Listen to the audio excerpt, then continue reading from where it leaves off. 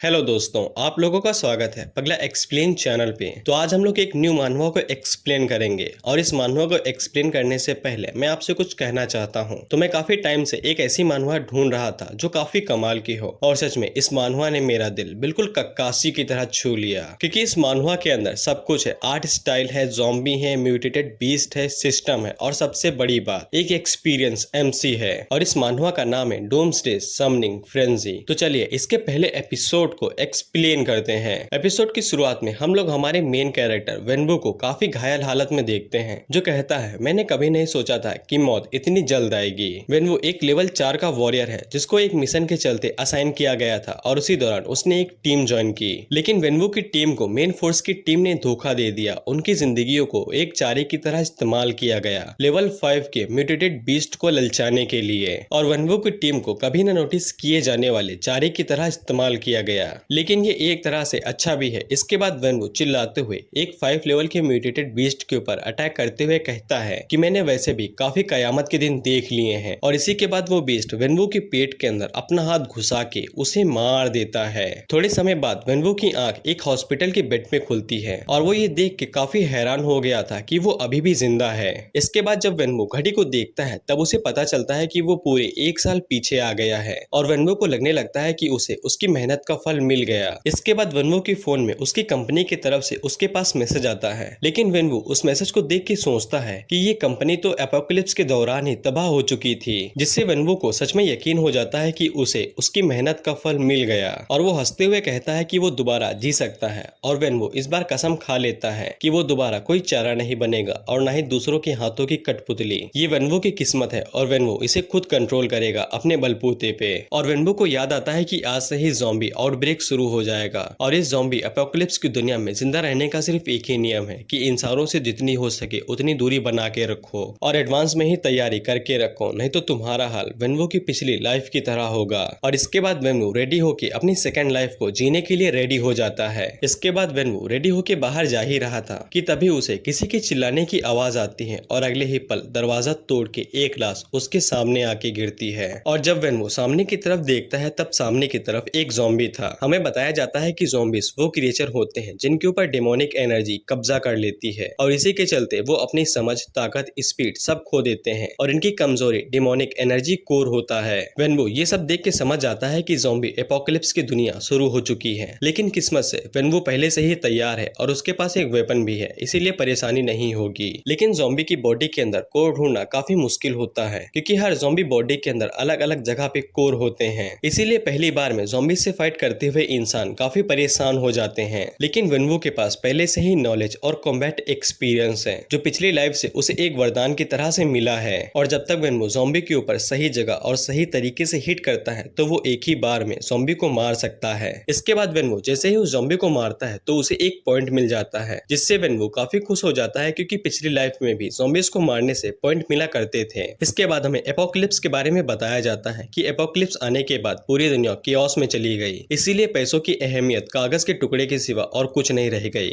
और जिंदा रहने के लिए मैदान में एक नया नियम आ गया, और बेशक पॉइंट को एक्सचेंज करने के लिए एक्सचेंज पिलर स्थापित किए गए। इसके बाद हमें एक्सचेंज पिलर के बारे में बताया जाता है। एक्सचेंज पिलर एक ऐसी जगह थी जहाँ पे पॉइंट के जरिए चीजों को बेचा या खरीदा जा सकता था, और पॉइंट्स मॉन्स्टर्स को मार के मिलते थे, जैसे ज़ॉम्बीज या फिर म्यूटेटेड बीस्ट। और जब भी कोई सर्वाइवर एक्सचेंज पिलर को छूता है तब वो अपने पॉइंट्स के जरिए चीजों को एक्सचेंज कर सकता है, और कई तरह की चीजों में, या फिर वो 3 मेजर क्लास में से किसी एक में स्विच कर सकता है। क्लासेस जैसे कि आर्चरर, वॉरियर, विजार्ड यानी कि जादूगर, और क्लास चेंज करने के बाद उनकी फिजिकल एबिलिटी नॉर्मल ह्यूमन से 2 गुना बढ़ जाती थी। और अगर तुम गलती से किसी तरह की रेयर या फिर मिस्टीरियस क्लास में स्विच कर लेते हो तो इससे तुम्हारे पास एक्सट्रीम पावरफुल और मिस्टीरियस एबिलिटी आ सकती है। इसके बाद वेनवू अपने करीबी एक्सचेंज पिलर के पास जाने का सोचता है, क्योंकि उसकी पिछली लाइफ में बहुत से लोग घर पे रुक गए थे और उन्होंने ये मौका गवा दिया था। लेकिन जब वेनवू अपने वार्ड से बाहर निकल के देखता है तब ज़ॉम्बीज पूरे हॉस्पिटल में फैल गए थे, यानी कि मौत का नंगा नाच शुरू हो चुका है। इसीलिए वेनवू सोचता है कि उसे एक्सचेंज प्लेयर के पास जाके जल्दी से अपने क्लास को वॉरियर फर्स्ट लेवल पे कर लेना चाहिए। लेकिन खतरे की बात यह थी कि हॉस्पिटल के अंदर काफी ज्यादा ज़ॉम्बीज हैं, इसीलिए वेनवू को उनसे होके गुजरना पड़ेगा, और इसके बाद वेनवू एक एक करके उन ज़ॉम्बीज को मारना शुरू कर देता है। इसके बाद एक ज़ॉम्बी वेनवू के पास आ जाता है तो वेनवू उसके ऊपर अटैक करता है, लेकिन उसके अटैक से वेनवू की कोहनी ही क्रेक 1 हो जाती है, जिससे वेनवो को समझ में आ जाता है कि उसकी फिजिकल स्ट्रेंथ पहले के मुकाबले काफी कमजोर है, इसीलिए उसे सबसे ज्यादा ध्यान अपनी फिजिकल स्ट्रेंथ को इम्प्रूव करने पे लगाना होगा। इसके बाद जब वेनवो पीछे देखता है तब उसके ऊपर अनगिनत ज़ॉम्बीज हमला करने को आते हैं, लेकिन वेनवो अपने चाकू को पकड़ता है और गोल गोल घूमते हुए उन सभी ज़ॉम्बीज को काट के रख देता है। और वेनवो को ऐसा करने से करीब 10 पॉइंट मिल चुके थे और वेनवो इतना सब करने से ही काफी थक चुका था। इसके बाद जब वेनवो वहां से जाने को सोचता है तब उसे किसी जानवर की चलने की आवाज आती है और जब वेनवो उसे अपनी तरफ आता हुआ देखता है तब उसके पसीने छूट जाते हैं, क्योंकि वो जानवर कोई नॉर्मल जानवर नहीं बल्कि नीब्रूहुड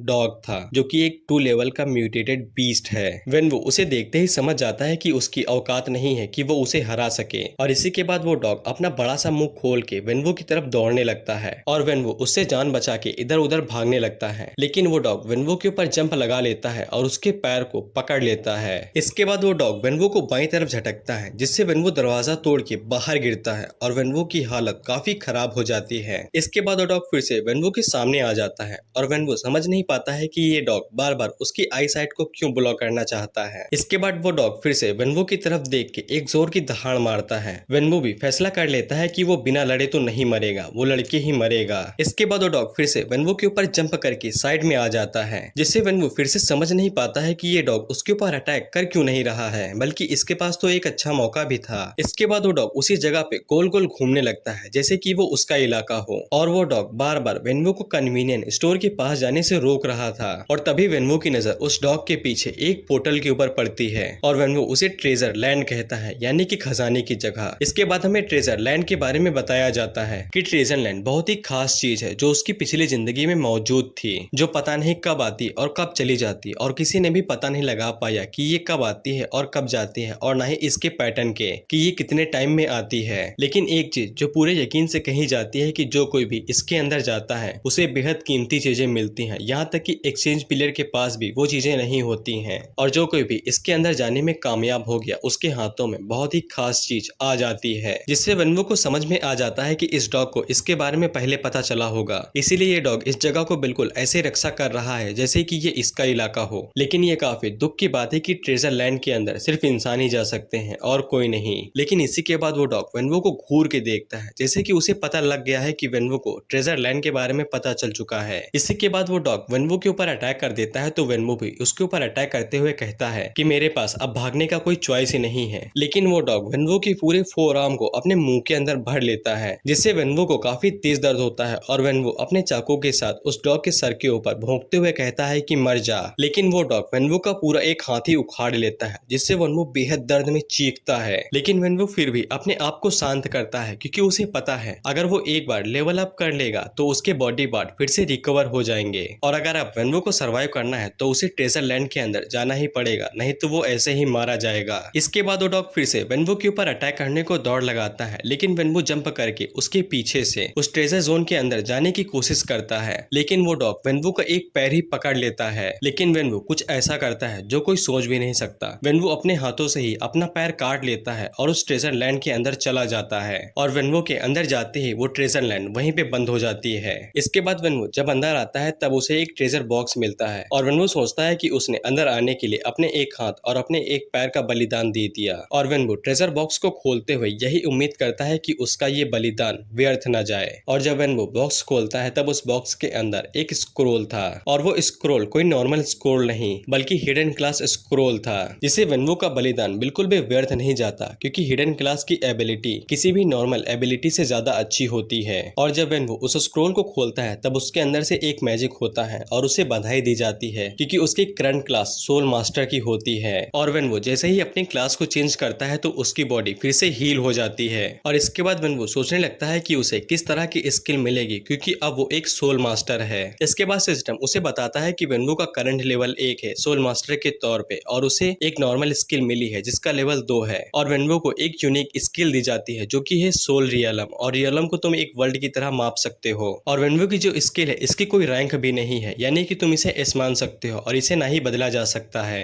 इसके बाद वेनवो को सोल रियलम स्किल के बारे में बताया जाता है कि सोल रियलम एक ऐसी जगह है जहाँ पे वो सोल को समन कर सकता है और हर एक सोल का लेवल वेनवो के लेवल तक होगा और इसी के बाद वेनवो का पहला सोल रियलम ऑटोमेटिकली अनलॉक हो जाता है और वेनवो को एक सोल बीस्ट मिलती है जिसका करंट एट्रीब्यूट 2 2 था, जिसकी स्किल्स नॉर्मल थी, लेकिन उसके पास एक खास स्किल्स भी थी कि वो अपने टारगेट की सोल को डैमेज कर सकती है। और डैमेज का लेवल इस बात के ऊपर निर्भर करता है कि उसके अपोनेंट का लेवल कितना है और वेनवू का कितना है। अगर उन दोनों का लेवल सेम है तो सोल का डैमेज 50% तक जाएगा। इसके बाद वेनवू की सोल बीस्ट उसी के अंदर चली जाती है और उसे बताया जाता है कि सोल बीस्ट मास्टर की सोल के साथ जुड़ सकती है, जिससे मास्टर को सोल बीस्ट की स्किल मिल जाएगी। यानी कि वेनवू अपनी सोल बीस्ट की स्किल्स का भी इस्तेमाल कर सकता है। और इसके बाद वेनवू का बैटल मोड एक्टिवेट हो जाता है सोल बीस्ट फ्यूजन के साथ। और इसके बाद हमें वेनवू का स्टेटस दिखाया जाता है और वेनवू कहता है कि मैं यकीन भी नहीं कर सकता कि मेरी हिडन क्लास बाकी सारी क्लासेस से इतनी ज्यादा अच्छी है, और इसी के साथ मैं अपने सेम लेवल के अपोनेंट्स को बड़े आराम से हरा सकता हूँ फ्यूचर में, क्योंकि ये सबसे स्ट्रॉन्गेस्ट हिडन क्लास है जो वेनवू ने पहली बार देखी है। इसके बाद वेनवू ट्रेजर लैंड से बाहर निकलते हुए सोचता है कि पता नहीं वो डॉग क्या कर रहा होगा, और मैं तो ये भी सोच रहा हूँ कि मैं फ्यूचर में कहाँ तक जाऊंगा। इसके बाद जब वेनवू ट्रेजर लैंड से बाहर निकलता है तो वो डॉग वहीं पे खड़ा हुआ था, जो वेनवू को देखते ही भौंकने लगता है। लेकिन वेनवू काफी खुश होकर कहता है कि अरे तुम तो यहीं पे हो, शायद से मुझे तुम्हें शुक्रिया कहना चाहिए क्योंकि तुम्हारी ही बदौलत मुझे ये सब कुछ मिला है, या फिर मुझे जितनी जल्दी हो सके तुम्हें हेल्प भेज देना चाहिए। इसके बाद वो डॉग फिर से वेनवू के ऊपर अटैक करता है, लेकिन वेनवू उसके ऊपर एक जोरदार लात मारता है। लेकिन वो डॉग काफी दमदार था, इसीलिए वो वेनवू की लात खा के भी दोबारा खड़ा हो जाता है, जिससे वेनवू समझ जाता है कि ये 2 गुना फिर से ताकतवर हो गया है और उससे वो अभी नहीं निपट सकता है। लेकिन वेनवू ये सोचता है कि वो अपनी बैटल फॉर्म में क्या क्या कर सकता है, और इसके बाद वेनवू अपनी बैटल मोड को एक्टिवेट करता है। इसके बाद वो डॉग फिर से वेनवू के ऊपर अटैक करता है, तो वेनवू इस बार उसके ऊपर फिर से किक मारता है, और इसके साथ ही वो अपनी सोल स्ट्राइक को एक्टिवेट करता है जो कि एस रैंक की थी। और वेनवू की एक ही स्ट्राइक खाने के बाद वो डॉग नीचे गिर जाता है और दर्द में करहाने लगता है। वेनवू सोचता है कि यही सोल मास्टर की असली ताकत है, लेकिन जब वेनवू उस डॉग के पास जाता है तब वो देखता है कि ये डॉग अभी तक मरा नहीं है, तो वो सोचता है कि ये साला अभी तक मरा किस लिए नहीं। लेकिन तभी वो डॉग उठ के खड़ा हो जाता है और अब इसकी स्पेशल एबिलिटी अवेकन होती है, जो कि एस रैंक की एबिलिटी है, जिससे ये और भी ज्यादा जंगली हो जाता है और इसका जितना भी दर्द और चोटें हैं वो इसकी फिजिकल स्ट्रेंथ को और बढ़ा देती हैं और एक अलग ही लिमिट पे ले जाती हैं। वेनवू भी उसे देख के समझ जाता है कि इसके पास भी एस रैंक की स्पेशल स्किल है। इसके बाद हमारी आंखों के सामने फर्स्ट ग्रेड का म्यूटेटेड बीस्ट और फर्स्ट ग्रेड का सोल मास्टर एक दूसरे के आमने सामने खड़े होते हैं।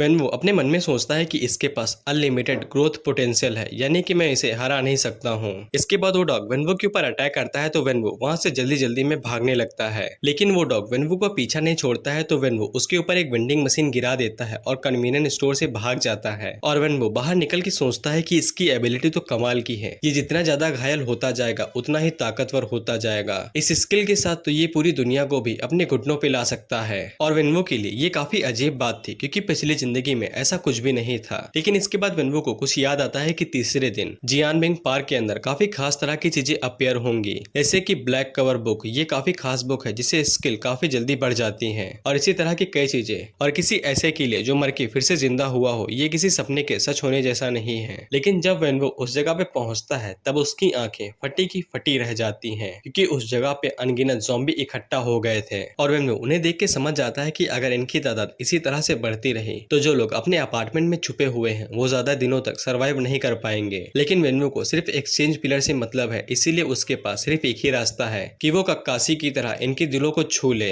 और इसके बाद वेनवू एक एक करके उन सभी ज़ॉम्बीज को मारने लगता है, और इसी के साथ वो अपनी सोल स्ट्राइक का भी इस्तेमाल करता है, और वो कहता है कि इस लाइफ में मुझे कोई भी नहीं रोक सकता। इसके बाद हमें 5 मिनट बाद का सीन दिखाया जाता है, और वेनवू ने इतने ही देर में सारे ज़ॉम्बीज को मार दिया था और वो एक्सचेंज पिलर के सामने खड़ा हुआ था। इसके बाद वेनवू एक्सचेंज पिलर को छूता है तो वो उसे वेलकम करता है सिस्टम के अंदर, और उसे कहता है जो भी चीजें चाहिए उन्हें चूज कर लो। इसके बाद जब वेनवू एक्सचेंज पिलर में एटम्स को चेक करता है तब उसने सोचा था कि एटम्स काफी होंगे, लेकिन वो काफी कम थे। और क्योंकि वेनवू को ज़ॉम्बी से फाइट करते समय काफी चोटें लग चुकी थी, इसीलिए वो हीलिंग पोशन ढूंढने लगता है, लेकिन उसे वो काफी महंगे मिलते हैं, तो वो अपने लिए 100 पॉइंट का रिकवरी पोशन सिलेक्ट कर लेता है। और वेनवू जैसे ही उसे पीता है तो कुछ ही सेकंडों में उसकी रिकवरी कंप्लीट हो जाती है। इसके बाद वेनवू अपने लिए कुछ मैजिक क्रिस्टल सिलेक्ट करता है, और लेवल 1 के वॉरियर इसका इस्तेमाल नहीं कर सकते हैं और न ही उनकी फिजिकल क्वालिटी इंक्रीज होगी। लेकिन वेनवू के पास हिडन क्लास स्किल है, इसीलिए ये पत्थर उसके ऊपर बहुत अच्छे से काम करेंगे और उसके मानव को फिर से रिकवर करने में बहुत जल्दी हेल्प करेंगे।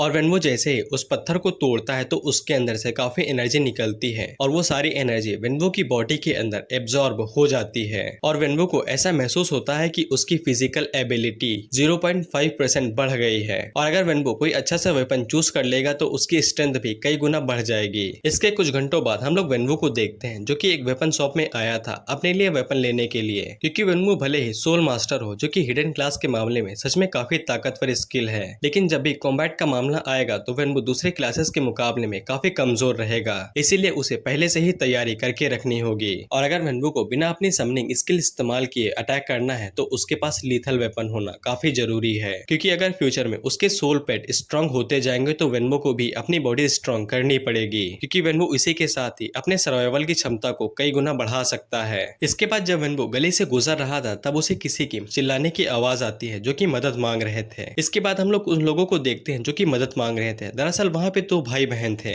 जिनको ज़ॉम्बीज ने घेर लिया था। भाई अपनी बहन से कहता है कि चिंता ना करो, मैं किसी भी ज़ॉम्बीज को तुम्हारे करीब ना आने दूंगा। बहन अपने भाई से पूछती है, ब्रदर हम लोग क्या करेंगे, क्या हम लोग यहीं पे मरने वाले हैं? वो बंदा अपनी बहन से कहता है, सिस्टर चिंता ना करो, मैं यहाँ से निकलने का रास्ता निकालता हूँ और तुम मुझे फॉलो करना। इसके बाद वो बंदा एक रॉड उठा लेता है और ज़ॉम्बीज के ऊपर अटैक करने के लिए चला जाता है, लेकिन सामने से एक ज़ॉम्बी उसे हाथ मारता है जिससे वो दीवार से टकरा के नीचे गिर जाता है। उसकी बहन अपने भाई को संभालने आती है तो उसके पीछे से ज़ॉम्बीज अटैक करने वाले होते हैं, लेकिन तभी कोई अचानक से उन ज़ॉम्बीज के ऊपर कुल्हाड़ी से अटैक करके उन्हें मार देता है और उन दोनों से कहता है कि ज़ॉम्बीज को अपनी पीठ दिखाना काफी खतरनाक हो सकता है। और उनकी मदद करने वाला और कोई नहीं वेनवू ही था जिसने एक ही स्ट्राइक में उन सारे ज़ॉम्बीज को मार दिया। इसके बाद वेनवू अपनी कुल्हाड़ी निकालता है और सामने की तरफ आने वाले सारे ज़ॉम्बीज को मारता हुआ चला जाता है। वो दोनों अपने मन में सोचते हैं कि ये कौन है, ये तो काफी अमेजिंग है। वेनवू उनसे पीछे मुड़ के कहता है कि तुम लोग क्या कर रहे हो, जल्दी यहाँ से निकलो। इसके बाद वो दोनों भाई बहन जल्दी जल्दी से वहां से बाहर निकलने लगते हैं, लेकिन जब वो आगे आके देखते हैं तब उनकी आंखें फटी की फटी रह जाती हैं, क्योंकि वेनवू अपने चैनसो के साथ उन सारे ज़ॉम्बीज को दरिंदे की तरह काट रहा था और खून तो वहां पे बिल्कुल पानी की तरह बहता जा रहा था। इसके बाद वेनवू उन दोनों से कहता है कि बाहर का एरिया बिल्कुल क्लियर है, तुम लोग यहाँ से निकल सकते हो। वो बंदा वेनवू को शुक्रिया कहता है उनकी जान बचाने के लिए, और वेनवू वहां से जाते हुए कहता है कि इसकी कोई जरूरत नहीं है, लेकिन फ्यूचर में सावधान रहना। वो बंदा वेनवू को हीरो कहता है और उससे पूछता है कि तुम जा कहाँ पे रहे हो। वेनवू उससे कहता है कुछ काम के इक्विपमेंट और वेपन ढूंढने के लिए, क्योंकि मैं ज़ॉम्बीज के सामने बेबस नहीं होना चाहता हूँ। वो लड़की वेनवू से कहती है कि मुझे ऐसी जगह पता है जहाँ पे बहुत सारे वेपन्स हो सकते हैं। वेनवू उससे पूछता है और वो जगह कहाँ पे है। वो लड़की वेनवू को सानहुआई रोड के पुलिस स्टेशन के बारे में बताती है, लेकिन वो लड़की वेनवू को ये भी बताती है कि वो लोग वहाँ से जान बचा के भाग के आए हैं, क्योंकि उस पूरे पुलिस स्टेशन को ज़ॉम्बीज ने चारों तरफ से घेर के रखा है। इसके बाद वेनवू उन्हें शुक्रिया कह के वहाँ से तुरंत पुलिस स्टेशन को चेक करने के लिए चला जाता है। वो लड़का पूछता है क्या वो सच में ठीक रहेगा वहाँ पे जाने के बाद। वो लड़की कहती है कि चिंता ना करो, वो दिखने में ताकतवर है तो वो ठीक रहेगा। इसके बाद जब वेनवू भागते हुए पुलिस स्टेशन तक जाता है तब उसकी आंखें फटी की फटी रह जाती हैं, क्योंकि वहाँ पे चूहे इंसानों जितने बड़े हो चुके थे म्यूटेट होके, और उसे ये समझ में नहीं आता है कि यहाँ पे इतने सारे चूहे क्या कर रहे हैं। इसीलिए उसे लगने लगता है कि पुलिस स्टेशन के अंदर सच में कुछ तो चल रहा होगा, लेकिन वेनवू फिर भी जल्दबाजी न करते हुए सबसे पहले चीजों और सिचुएशन को समझने की ज्यादा जल्दी सोचता है। इसीलिए वो खंबे के सहारे एक बिल्डिंग के ऊपर चढ़ता है और जब वो नीचे देखता है तब उसके पैरों तले जमीन खिसक जाती है, क्योंकि जहाँ तक नजरें जाती है वहाँ पे ज़ॉम्बीज, म्यूटेटेड चूहे और बहुत सारे ज़ॉम्बीज ने पुलिस स्टेशन को चारों तरफ से घेरा हुआ था, जैसे कि मानो नर्क खुद धरती पे आ गया हो। और वेनवू को ये समझने में बिल्कुल भी देर नहीं लगती है कि पुलिस स्टेशन के अंदर अभी भी बहुत से लोग बचे हुए हैं, लेकिन वेनवू को इन सभी बातों से क्या ही फर्क पड़ता है। उसे तो सिर्फ एक ही बात से फर्क पड़ता है, वो है ज़ॉम्बीज। और इसके बाद वेनवू नीचे की तरफ जंप लगा देता है। इसके बाद हम लोग पुलिस स्टेशन के अंदर का सीन देखते हैं, जहाँ पे एक पुलिस ऑफिसर की बेटी उसकी आंखों के सामने ही मारी गई थी। उस पुलिस ऑफिसर के जो को-वर्कर थे वो पूछते हैं कि हमें क्या करना चाहिए, अगर हम लोग यहाँ पे ज्यादा देर रुके तो हम सभी मारे ही जाएंगे। लेकिन तभी वो पुलिस ऑफिसर खड़ा होता है और अपने दोनों को-वर्कर से कहता है कि मैंने फैसला कर लिया है, मैं अपनी बेटी की मौत का बदला लूंगा। लेकिन उसके को-वर्कर उससे कहते हैं ऑफिसर वैंग प्लीज इसके बारे में दोबारा सोचिए, हम उन चूहों के ग्रुप के सामने कुछ भी नहीं है और इसके अलावा यहाँ पे और भी ज्यादा ज़ॉम्बीज आते जा रहे हैं। ऑफिसर वैंग उन दोनों से कहते हैं कि चिंता न करो, मैं तुम्हारी मदद नहीं मांग रहा हूँ, मैं अकेले ही अपना बदला ले लूंगा और ना ही तुम्हें फोर्स करूंगा। लेकिन तभी अचानक से पुलिस स्टेशन का दरवाजा टूट जाता है और सारे ज़ॉम्बीज अंदर की तरफ भागने लगते हैं। ऑफिसर वैंग अपनी गन निकाल लेते हैं और उन्हें शूट करने के लिए रेडी हो जाते हैं, लेकिन उनका हाथ उन्हीं का कहना नहीं मान रहा था और तभी एक ज़ॉम्बी उनके ऊपर हमला करने ही वाला था कि तभी वहाँ पे वेनवू आ जाता है और वो अपनी कुल्हाड़ी के साथ उसे मार देता है। इसके बाद हमें थोड़े टाइम पहले का सीन दिखाया जाता है जब वेनवू बेदर्दी के साथ उन सारे ज़ॉम्बीज को मार रहा था और हर एक ज़ॉम्बी मारने पर उसे 1 पॉइंट मिलता था और वेनवू ने अभी तक कम से कम 1000 पॉइंट इकट्ठा कर लिए थे। और वेनवू मुस्कुराते हुए कहता है कि ऐसी जगह मिलना तो किसी स्वर्ग से कम नहीं है, पता नहीं अभी तक मैं क्या कर रहा था। और ऑफिसर वैंग उसकी तरफ देखते हुए सोचते हैं क्या ये सच में कोई इंसान भी है। ऑफिसर वैंग के दोनों साथी कहते हैं ये तो कमाल का है, ये तो फ्रीली इधर उधर घूम रहा है। जिसपे वो लेडी ऑफिसर कहती है कि फ्रीली इधर उधर घूम रहा है, उसे अच्छे से देखो, वो पूरे ज़ॉम्बीज़ का गला काटते हुए यहाँ पे आया है। इसके बाद वो लेडी ऑफिसर अपने साथियों से कहती है कि हमें यहाँ से जल्दी निकलना चाहिए, इससे पहले कि देर हो जाए। लेकिन ऑफिसर वैंग वहाँ से हिलते भी नहीं है और वो खड़े होकर वेनवू को देखते रहते हैं। वेनवू उनसे पूछता है कि आप यहाँ से क्यों नहीं गए। ऑफिसर वैंग वेनवू से कहते हैं कि मुझे तुम्हारी थोड़ी सी मदद चाहिए। वेनवू उनसे पूछता है लेकिन किस तरह की मदद। इसके बाद ऑफिसर वैंग अपनी बेटी के पास जाते हैं और वेनवू को बताते हैं कि मेरी बेटी को उन म्यूटेटेड चूहों ने मार दिया है, इसीलिए मैं चाहता हूँ कि तुम मेरी मदद करो जिससे मैं अपनी बेटी का बदला ले सकूं। वेनवू कहता है लेकिन ये हम सबके लिए नामुमकिन है कि हम दोनों अकेले उन सारे चूहों का सामना करें। जिसपे ऑफिसर वैंग कहते हैं कि मेरे पास एक अच्छा प्लान है। ऑफिसर वैंग वेनवू को बताते हैं कि उनका मेन प्लान ज़ॉम्बी और चूहों को आपस में लड़वा के मारने का था, लेकिन इसके चलते उन्हें अपनी बेटी का बदला मिल जाता। लेकिन वो चूहे कुछ ज्यादा ही ताकतवर थे और इसके बावजूद वो काफी बड़े होते गए उन ज़ॉम्बीज़ को मार के खाने के बाद। लेकिन जब वेनवू यहाँ पे आया तो ऑफिसर वैंग को एक नया आइडिया मिल गया। इसके बाद ऑफिसर वैंग वेनवू को बताते हैं कि उनके पास काफी ज्यादा मात्रा में एक्सप्लोजिव है जो एक ही बार में उन सारे चूहों को मार सकते हैं। इसके बाद ऑफिसर वैंग वेनवू को उनका प्लान बताते हैं। दरअसल ऑफिसर वैंग उन सारे चूहों को ललचाएंगे और उनके साथ ही अपने आप को धमाके में उड़ा देंगे। लेकिन वेनवू का काम बस इतना है कि उन्हें रास्ते में आने वाले जितने भी चूहे और ज़ॉम्बीज़ होंगे उन्हें मारना पड़ेगा, जिससे ऑफिसर वैंग का रास्ता साफ हो सके।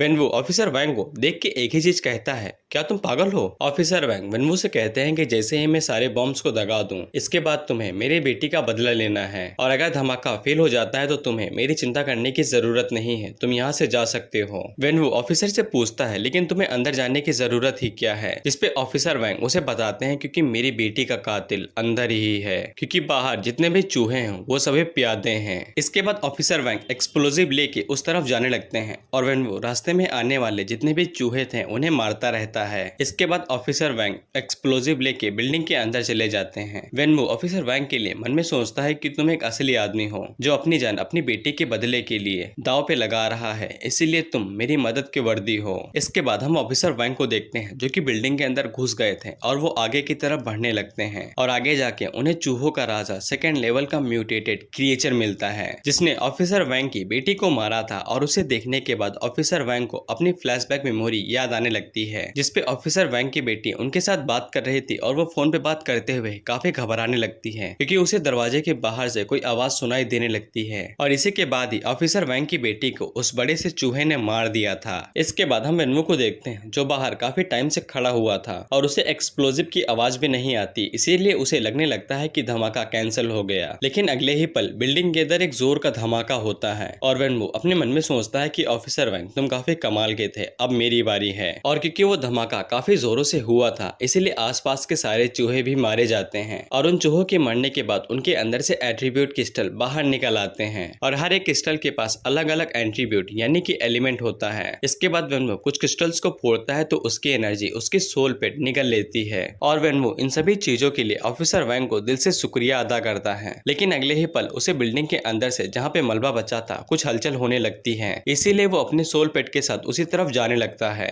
और जब वेनवू बिल्डिंग के अंदर जाता है तब मलबे के अंदर से चूहों का राजा बाहर निकलता है और वेनवू के पीछे ही ऑफिसर वैंग बच गए थे तो वे वेनवू से कहते हैं कि मेरी मदद करो इसे मारने के लिए। ऑफिसर वैंग वेनवू को बताते हैं कि जब धमाका हुआ था तब इस चूहे ने अपनी तरफ एक शील्ड बना ली थी जिससे मैं भी बच गया। और इसके बाद ऑफिसर वैंग वेनवू से फिर से कहते हैं कि इसे मार दो, मेरी बेटी का बदला लेने में मेरी मदद करो। जिसपे वेनवू कहता है कि चिंता ना करो, सेकंड लेवल का बेस्ट कुछ भी नहीं कर सकता है जब वो सीरियसली घायल हो। इसके बाद वो चूहा वेनवू के ऊपर अटैक करने के लिए आगे बढ़ता है तो वेनवू आगे की तरफ से सोल स्ट्राइक की फर्स्ट रैंक की स्किल इस्तेमाल करता है जिससे वेनवू अपनी आंखों से 2 लेजर उस चूहे के ऊपर मारता है और उस चूहे के पेट में 2 छेद हो जाते हैं। इसके बाद वेनवू आगे बढ़ता है और उस कुल्हाड़ी के साथ उस चूहे को मार देता है और वेनवू को उस चूहे के मारने के बदले में 153 पॉइंट मिलते हैं। और ऑफिसर वैंग उस चूहे की लाश को देखते हुए कहते हैं कि बेटी तुम्हारे फादर ने तुम्हारा बदला ले लिया। इसके बाद ऑफिसर वैंग वेनवू को शुक्रिया कहते हैं उनकी मदद करने के लिए, लेकिन आगे से वेनवू कहता है कि तुम इतने पोलाइट क्यों है। और इसके बाद वेनवू ऑफिसर वैंग को 3 क्रिस्टल दे देता है और कहता है कि तुमने अपनी जान खतरे में डाली जिससे मुझे ये क्रिस्टल मिल सके, इसीलिए हम इसे बीच में आधा आधा बांट लेंगे। इसके बाद वेनवो ऑफिसर वैंग से कहता है मैंने तुम्हारी मदद कर दी है, इसीलिए अब तुम अपने भरोसे हो और मैं यहाँ से जा रहा हूँ। ऑफिसर वैंग वेनवो से पूछते हैं लेकिन तुम जा कहाँ पे रहे हो, जिसपे वेनवो पीछे मुड़ के कहता है जियानमिंग पार्क। इसके बाद हम लोग जियानमिंग पार्क को देखते हैं और वेनवो खड़ा होके अपनी स्टेटस विंडो देख रहा था, जहाँ पे वेनवो का लेवल जल्दी ही 2 होने वाला था अगर वो ट्रेजर लैंड को पा लेता है। और वेनवो यहाँ पे सिर्फ इसलिए आया था क्योंकि उसकी पिछली लाइफ में यहाँ पे एक ट्रेजर लैंड अपीयर हुआ था जो जल्दी ही अपीयर होने वाला है। लेकिन इसी वक्त वेनवो को एक दहाड़ सुनाई देती है और जब वेनवो नीचे झांक के देखता है तब नीचे की तरफ एक क्रिम्सन लायन था जिसको सिम्बा कहा गया है। और वेनवो उसे देख के काफी हैरान हो गया था क्योंकि उसे यहाँ पे इतने टाइम पे नहीं होना चाहिए था। इसके बाद सिम्बा के सामने की ओर से काफी ज्यादा तादाद में ज़ॉम्बी आ रहे थे, तो सिम्बा अपनी तरफ से एक लेजर बीम अपने मुंह से फायर करता है और सामने की तरफ जितने भी ज़ॉम्बीज थे वो हवा में ही मिट जाते हैं। और वेनवो सिम्बा से इसलिए डर रहा था क्योंकि उसकी पिछली लाइफ में जब सिम्बा सामने आया था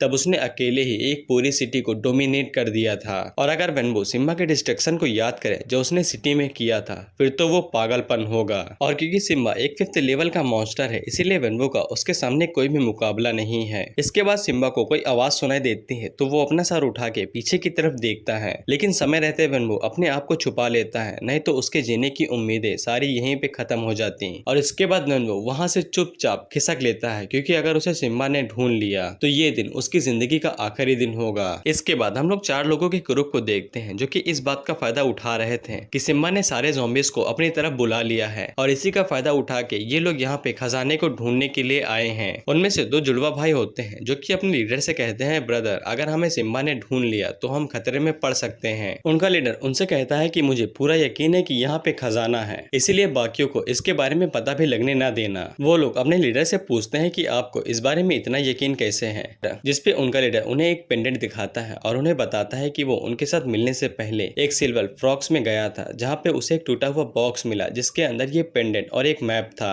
और इसीलिए मुझे पूरा यकीन है कि ये पेंडेंट जरूर ट्रेजर का दरवाजा होगा। इसके बाद वो पेंडेंट हवा में उड़ जाता है और हवा में एक पोर्टल बनता है और उनका लीडर उनसे कहता है देखा मैंने तुमसे कहा था कि यहाँ पे खजाना जरूर होगा। इसके बाद हम वेनवो को देखते हैं जो अभी भी ज़ॉम्बीज को मार रहा था और पॉइंट्स इकट्ठा कर रहा था और उसे भी हवा में वो पोर्टल बनते हुए दिखाई दे जाती है और वेनवो उस पोर्टल को एंट्रेंस ऑफ ट्रेजर ट्रोव कहता है। और इसके बाद वेनवो उस ट्रेजर ट्रोव की तरफ जाने लगता है और इसके बाद वेनवो बिल्डिंगों से होता हुआ उस ट्रेजर ट्रोव तक पहुंच जाता है और उसे पता चलता है कि ये ट्रेजर ट्रोव 1st लेवल की है। और इसके बाद वेनवो उसके अंदर चला जाता है, लेकिन हम लोग उसी के पीछे उसी 2nd लेवल के म्यूटेटेड डॉग को देखते हैं जो वेनवो का पीछा अभी तक कर रहा था। इसके बाद जब वेनवो ट्रेजर ट्रोव के अंदर आता है तब उसका स्वागत किया जाता है और उसे पूरा यकीन हो जाता है कि उसने गलत कुछ भी नहीं समझा था, उसे पक्का अच्छे इक्विपमेंट मिलेंगे। लेकिन जिन लोगों ने इस ट्रेजर ट्रोव को ओपन किया था वो सभी वेनवो को देख के काफी गुस्सा हो जाते हैं और उसे मारने के बारे में बात करने लगते हैं, लेकिन उनका लीडर उन्हें रोक देता है और कहता है कि हमें पहले चेक कर लेना चाहिए कि ये ताकतवर है या नहीं। अगर ये ताकतवर नहीं है तो हम लोग यहाँ से निकलने के बाद भी इसे मार सकते हैं। इसके बाद लीडर वेनवो से कहता है कि हम लोग भी यहाँ पे अभी ही आए हैं और वो लीडर वेनवो को बताता है कि ट्रेजर ट्रोव के अंदर इंसानों को एक दूसरे से मारने पे पाबंदी लगी है, इसीलिए तुम्हें सेफ्टी के बारे में चिंता करने की जरूरत नहीं है। जिसपे वेनवो अपने मन के अंदर सोचता है क्या तुम मुझसे मजाक कर रहे हो, मुझे अपनी सेफ्टी की चिंता होगी। अगर मुझे ट्रेजर ट्रोव के नियम के बारे में ना पता होता तो अब तक मैं तुम सभी को मार चुका होता। लेकिन वेनवो अपने मन के अंदर सोचता है कि जल्दबाजी करने की जरूरत नहीं है, अगर इन्हें कुछ भी अच्छा मिलता है तो मैं ये पक्का करूंगा कि मैं उनसे ये सब कुछ छीन लूं। इसके बाद ट्रेजर ट्रोव का सिस्टम उन लोगों को ट्रेजर ट्रोव के नियम कानून और वहाँ की सारी चीजों के बारे में बताता है और वो उन्हें ये भी बताता है कि जो कोई भी सबसे फाइनल लेवल तक जाएगा उसे अनलिमिटेड ट्रेजर मिलेगा, जिसपे वेनवो ये सुन के काफी खुश हो जाता है। इसके बाद उन चारों में से एक लड़का एक पिलर को छूते हुए कहता है कि हम यहाँ पे पहले आए थे इसीलिए मैं सबसे पहले चैलेंज करूंगा। इसके बाद उस लड़के का चैलेंज शुरू हो जाता है और उसे शुरुआत में नॉर्मल ज़ॉम्बीज से फाइट करने को मिलता है। इसके बाद वेनवो हमें ट्रेजर ट्रोव के बारे में बताता है कि ट्रेजर ट्रोव 3 तरह की होती हैं, अच्छी, बुरी और खूनी। अच्छी वाली तुम्हारा ख्याल रखती है और तुम्हें खजाने देखती है, बुरी वाली तुम्हें ऐसी सिचुएशन में डालती है कि तुम मरने की कगार पे आ जाते हो और खूनी वाली तो इस बात के ऊपर ही अड़ी होती है कि तुम्हें कैसे मारा जाए। इसके बाद वो लड़का अपने चैलेंज को शुरू करता है और शुरुआत के पहले चैलेंज को क्लियर कर लेता है और उन्हें यह भी पता चल जाता है कि ये treasure trove friendly treasure trove है और वो इनका आखिर तक ख्याल रखेगी। इसके बाद उस लड़की को रिवॉर्ड के तौर पे F लेवल की स्टील स्वॉर्ड मिलती है और वो उससे पूछती है क्या सेकंड लेवल एक्सेप्ट करना चाहोगे, जिसपे वो लड़का एक्सेप्ट कर लेता है और वो लड़का अपने सेकंड चैलेंज को भी कंप्लीट कर लेता है और उसे रिवॉर्ड के तौर पे F रैंक का एक सूट मिलता है। और इसके बाद वो लड़का अपने तीसरे चैलेंज को भी एक्सेप्ट कर लेता है। उनका लीडर कहता है कि यहाँ पे आना बेकार साबित नहीं हुआ, हमें काफी चीजें मिल रही हैं। वेनवू उस लड़के से कहता है क्या तुम अभी भी चैलेंज करना चाहोगे, अब चीजें थोड़ी सी खतरनाक होती जाएंगी। और इसी के बाद उस लड़के के पीछे एक बड़ा सा ज़ॉम्बी आ जाता है जिसके एट्रीब्यूट्स 4 थे और वो ज़ॉम्बी उस लड़के को एक ही झटके में पकड़ता है और ग्राउंड में धंसा देता है। वो लड़का समझ जाता है कि वो ज़ॉम्बी के मुकाबले का नहीं है, इसीलिए वो तुरंत ही गिव अप कर देता है और क्योंकि वो ट्रोव एक फ्रेंडली ट्रोव थी इसीलिए वो उस ज़ॉम्बी को तुरंत ही इरेज कर देती है। इसके बाद वेनवू उन लोगों से कहता है कि अब मेरी बारी है, जिसपे वो लीडर वेनवू से कहता है ठीक है, हमें साइड में खड़े होकर तुम्हें देखने में कोई दिक्कत नहीं है। लेकिन वेनवू उससे कहता है कि मुझे इस बात का डर है कि अगर तुम मुझे देखोगे तो तुम शॉक हो जाओगे। इसके बाद उन चारों में से कुछ लड़के कहते हैं ये तो अपने आप को कुछ ज्यादा ही तोप समझ रहा है, एक बार बाहर निकलने के बाद मैं इसे सबक जरूर सिखाऊंगा। उनका लीडर उनसे कहता है कि इसके पास जरूर कोई स्किल्स जरूर होंगे और अगर ये ताकतवर नहीं है फिर ये हमें दोष नहीं दे सकता, इसे मार के इसके सारे सामान छीनने के लिए। इसके बाद वेनवू अपने चैलेंज को शुरू करता है और एक एक करके उन्हें क्लियर करता जाता है। इसके बाद वेनवू अपने तीसरे चैलेंज पे आ जाता है जहाँ पे वो लड़का हार गया था, लेकिन वेनवू अपने तीसरे चैलेंज को बड़े आराम से ही पार कर लेता है उस ज़ॉम्बी को आराम से बीच से चीर के, जिससे वो चारों समझ जाते हैं कि वेनवू उनसे कई गुना ज्यादा ताकतवर है, अगर वो लोग उसे लूटेंगे तो वो उल्टा इन्हें ही लूट लेगा। और इसके बाद वेनवू अपने बचे बाकी चैलेंज को भी एक्सेप्ट करता जाता है और वेनवू अपने मन में सोचता है किसी ऐसे के लिए जो मेरी तरह से जो पहले से ही अपने 20 एट्रीब्यूट्स पे है उसके लिए 4 लेवल का ज़ॉम्बी क्या ही कर सकता है। इसके बाद वेनवू को 4th लेवल कंप्लीट करने के लिए एक magic crystal, 5th level complete करने के लिए एक मैजिक पोशन और 6th लेवल को कंप्लीट करने के लिए प्रोटेक्शन जेट, 7th लेवल को कंप्लीट करने के लिए एक टेलीपोर्टेशन स्क्रोल और 8th लेवल कंप्लीट करने के लिए एक स्टोरेज रिंग मिलती है। इसके बाद हमें उन सारे आइटम्स के एबिलिटी के बारे में बताया जाता है, जैसे जेट प्रोटेक्शन वो वेनवू के अटैक के ऊपर होने वाली क्षमता को कम कर सकता है, टेलीपोर्टेशन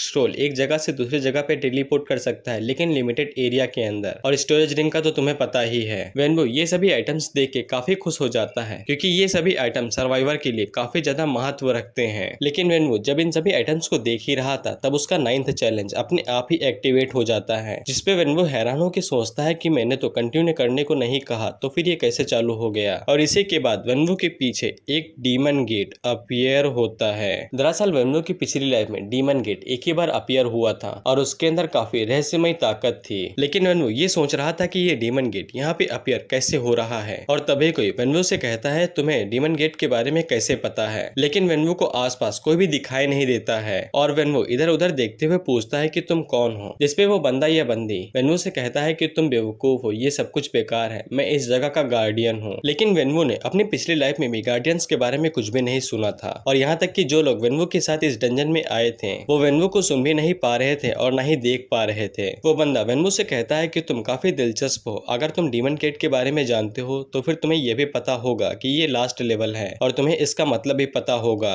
और वो बंदा वेनवू से कहता है कि मैंने उस गेट के पीछे काफी खास चीज छुपा के रखी है जो मैं तुम्हें याद दिलाना चाहता हूँ। और इसके बाद हम लोग इस गेट के अंदर से एक बड़ा सा हाथ निकलते हुए बाहर देखते हैं। वो गार्डियन वेनवू से कहता है कि तुम्हारे जीतने के चांस सिर्फ 10% है। वेनवू चिल्ला के कहता है कि मेरे स्ट्रेंथ के मुताबिक तो ये 10% होगा ना। वो गार्डियन वेनवू से कहता है कि तुम्हें अपनी बेहतरीन कोशिश करनी होगी, नहीं तो तुम खजाने यहाँ से बाहर कैसे निकलोगे, इसीलिए पूरी कोशिश करो, मार दो या मारे जाओ। और इसके बाद उस गेट के अंदर से एक प्राचीन डीमन बाहर निकलता है। वेनवू उस डीमन को देख के ही काफी घबरा जाता है क्योंकि वो उसे अच्छे से जानता था। दरअसल ये प्राचीन डीमन सभी डीमंस का राजा है जो डीमन वर्ल्ड में डीमंस के ऊपर राज करता है। वो गार्डियन वेनवू को एक छोटी सी टिप देता है ये बता के कि ये एक 1st ग्रेड का प्राचीन डीमन है और इसका पॉजिटिव एट्रीब्यूट 20 से भी ऊपर है और इसके पास एक SS रैंक की एक काफी खास स्किल है। अगर वेनवू उसके ऊपर अटैक करने को जाता है या ये इसके ऊपर अटैक करता है तो इसके स्किल की वजह से वेनवू के सारे डिफेंस न्यूलीफाई हो जाएंगे। इसके बाद उस गार्डियन को जितना कहना था वो कह चुका था और मौत का खेल शुरू हो जाता है। वो डीमन फुल स्पीड से वेनवू के ऊपर एक पंच मारता है लेकिन वेनवू समय रहते वहां से खिसक लेता है। इसके बाद ट्रेजर टोर उसे बताती है कि SS रैंक की स्किल एक्टिवेट हो गई गई है। वेनवो समझ जाता है कि उसका इसके सामने कोई भी मुकाबला नहीं है और वेनवो तुरंत यहीं पे मारा जाएगा अगर उसने इसे छू भी लिया। इसीलिए वेनवो के पास सिर्फ एक ही रास्ता बचता है कि वो इस डीमन की स्किल को फिनिश होने तक वेट करे और इसके बाद इस डीमन के ऊपर अटैक करे। लेकिन सवाल यहाँ पे ये उठता है, क्या वेनवो 10 सेकंड तक इस डीमन से खुद को बचा पाएगा? इसके बाद वो डीमन वेनवो के ऊपर फिर से अटैक करता है, लेकिन वेनवो मुश्किल से ही डॉज कर पाता है और वेनवो सोचता है कि अगर वो अपनी जिंदगी का सारा एक्सपीरियंस भी लगा दे तभी वो इस डीमन के अटैक से डॉज नहीं कर सकता है। लेकिन बदकिस्मती की बात ये थी कि वो एरिना भी काफी छोटा था, इसीलिए वेनवो चाह के भी इधर उधर नहीं भाग सकता था। इसके बाद वेनवो उस डीमन के ऊपर अपनी सोल स्ट्राइक का इस्तेमाल करता है, लेकिन इसके बावजूद उस डीमन के ऊपर कोई भी असर नहीं होता क्योंकि अभी भी 6 सेकंड बाकी होते हैं उस डीमन की स्किल को न्यूलीफाई होने के लिए। इसके बाद वेनवो उसके ऊपर अपनी स्वॉर्ड से अटैक करता है, लेकिन उसका भी कोई असर नहीं होता है और वेनवो अपने मन में सोचता है कि मुझसे ये मत कहना कि इसके पास कोई सोल ही नहीं है। तभी गार्डियन उसे बताता है कि मैं तुम्हें बताना भूल गया था, लेकिन इस प्राचीन डीमन के पास कोई भी सोल नहीं है। और गार्डियन वेनवो को ये भी बताता है कि जब इसकी स्किल कूल डाउन होने को जाएगी तब 30 सेकंड के अंदर ये स्किल फिर से एक्टिवेट हो जाएगी, यानी कि वेनवो के पास सिर्फ 30 ही सेकंड है इस डीमन को फिर से मारने के लिए। इसके बाद वो प्राचीन डीमन आखिरी के 3 सेकंड के अंदर ही वेनवो के पेट के ऊपर एक जोरदार पंच मारता है, लेकिन तभी वेनवो के पास जो जेड प्रोटेक्शन था वो वेनवो को बचा लेता है और वेनवो फिर से खड़ा हो जाता है। और वेनवो के पास अभी भी उस जेड प्रोटेक्शन के 9 चांस बचे हुए थे, यानी कि वेनवो अभी भी उस डीमन के हाथों 9 बार पीट सकता था, लेकिन वो तब भी नहीं मरेगा। और इसके बाद वेनवो अपनी कुल्हाड़ी बाहर निकालता है और उस डीमन के ऊपर अटैक करने को बढ़ देता है और इसके बाद वेनवो उस डीमन के गले के ऊपर लगातार अटैक करते रहता है। लेकिन इसी बीच वो डीमन वेनवो के ऊपर भी अटैक करता रहता है, लेकिन वेनवो के पास जेड प्रोटेक्शन था, इसीलिए वेनवो को ज्यादा दिक्कतें नहीं होती हैं। और अगर वेनवो लगातार एक ही जगह पे वार करता रहे तो इससे कोई फर्क नहीं पड़ता है कि उस प्राचीन डीमन का डिफेंस कितना भी ज्यादा स्ट्रांग हो, लेकिन वो आखिर में टूट ही जाएगा और मारा जाएगा। और वेनवो मार भी खाता रहता है और साथ ही साथ उसका जेड प्रोटेक्शन भी इस्तेमाल होता रहता है। इसके बाद वेनवो थक के थोड़ा सा खड़ा हो जाता है और जब वो डीमन की गर्दन के ऊपर देखता है तब उसके आर्मर के ऊपर हल्का सा क्रैक पड़ चुका था। और इसके बाद वेनवो अपनी पूरी ताकत से उस डीमन के ऊपर अटैक करने को आगे बढ़ता है, तो दूसरी तरफ से वो डीमन भी अपनी पूरी ताकत लगा के वेनवो के पेट के ऊपर अपना पंच मारता है और वेनवो इसी चीज का फायदा उठा के उस डीमन की गर्दन को काट देता है और वेनवो इसी तरह उस डीमन को मार देता है और अपने 9th चैलेंज को कंप्लीट कर लेता है। और वो गार्डियन वेनवो से कहता है कि बच्चे ये बुरा नहीं था और वो गार्डियन वेनवो को एडिशनल रिवॉर्ड के तौर पे उसके सारे घाव को ठीक कर देता है, जिससे वेनवो की सारी चोटें अपने आप ही हील हो जाती हैं। इसके बाद वो डीमन पर्दे से बाहर आता है और वेनवो से कहता है कि तुम सच में काफी ताकतवर थे, बल्कि एशियन डीमन भी तुम्हारे हाथों से हारा गया। लेकिन जब वो गार्डियन बाहर आता है तब वो एक छोटा सा बच्चा था और वेनवो उसे देख के काफी शॉक हो गया था, तो वो उसे पूछता है क्या तुम अभी तक इस तरह से बात कर रहे थे? जिस पे वो गार्डियन कहता है कि ये मेरा इलाका है भाई, मैं जैसे चाहूँ वैसे बात करूंगा और जो चाहे वो कर सकता हूँ, और इसके अलावा तुम मुझे पसंद आ गए हो। वेनवो उसे पूछता है लेकिन आखिर तुम चीज क्या हो? इसके बाद वो गार्डियन अपना नाम एल्साडा बताता है और वेनवो को बताता है कि वो अभी तक 195 ट्रेजर ट्रोव का गार्डियन है और वेनवो उसे अपना बड़ा भाई मान सकता है। वेनवो उस गार्डियन से पूछता है तो क्या हर ट्रेजर ट्रोव के पास गार्डियन होता है? वो गार्डियन उसे बताता है हर ट्रेजर ट्रोव के पास नहीं होता है, लेकिन बड़ी और हाई रैंक ट्रेजर ट्रोव के पास ही गार्डियंस होते हैं। इसके बाद वो गार्डियन एक किताब खोल के वेनवो को बताता है कि गार्डियन अधिनियम के मुताबिक हमें किसी भी सर्वाइवर से मैच के दौरान बात करने की अनुमति नहीं है, और अगर मैं तुम्हें पसंद न करता तो फिर तुम्हें हमारी मौजूदगी के बारे में पता ही न चलता।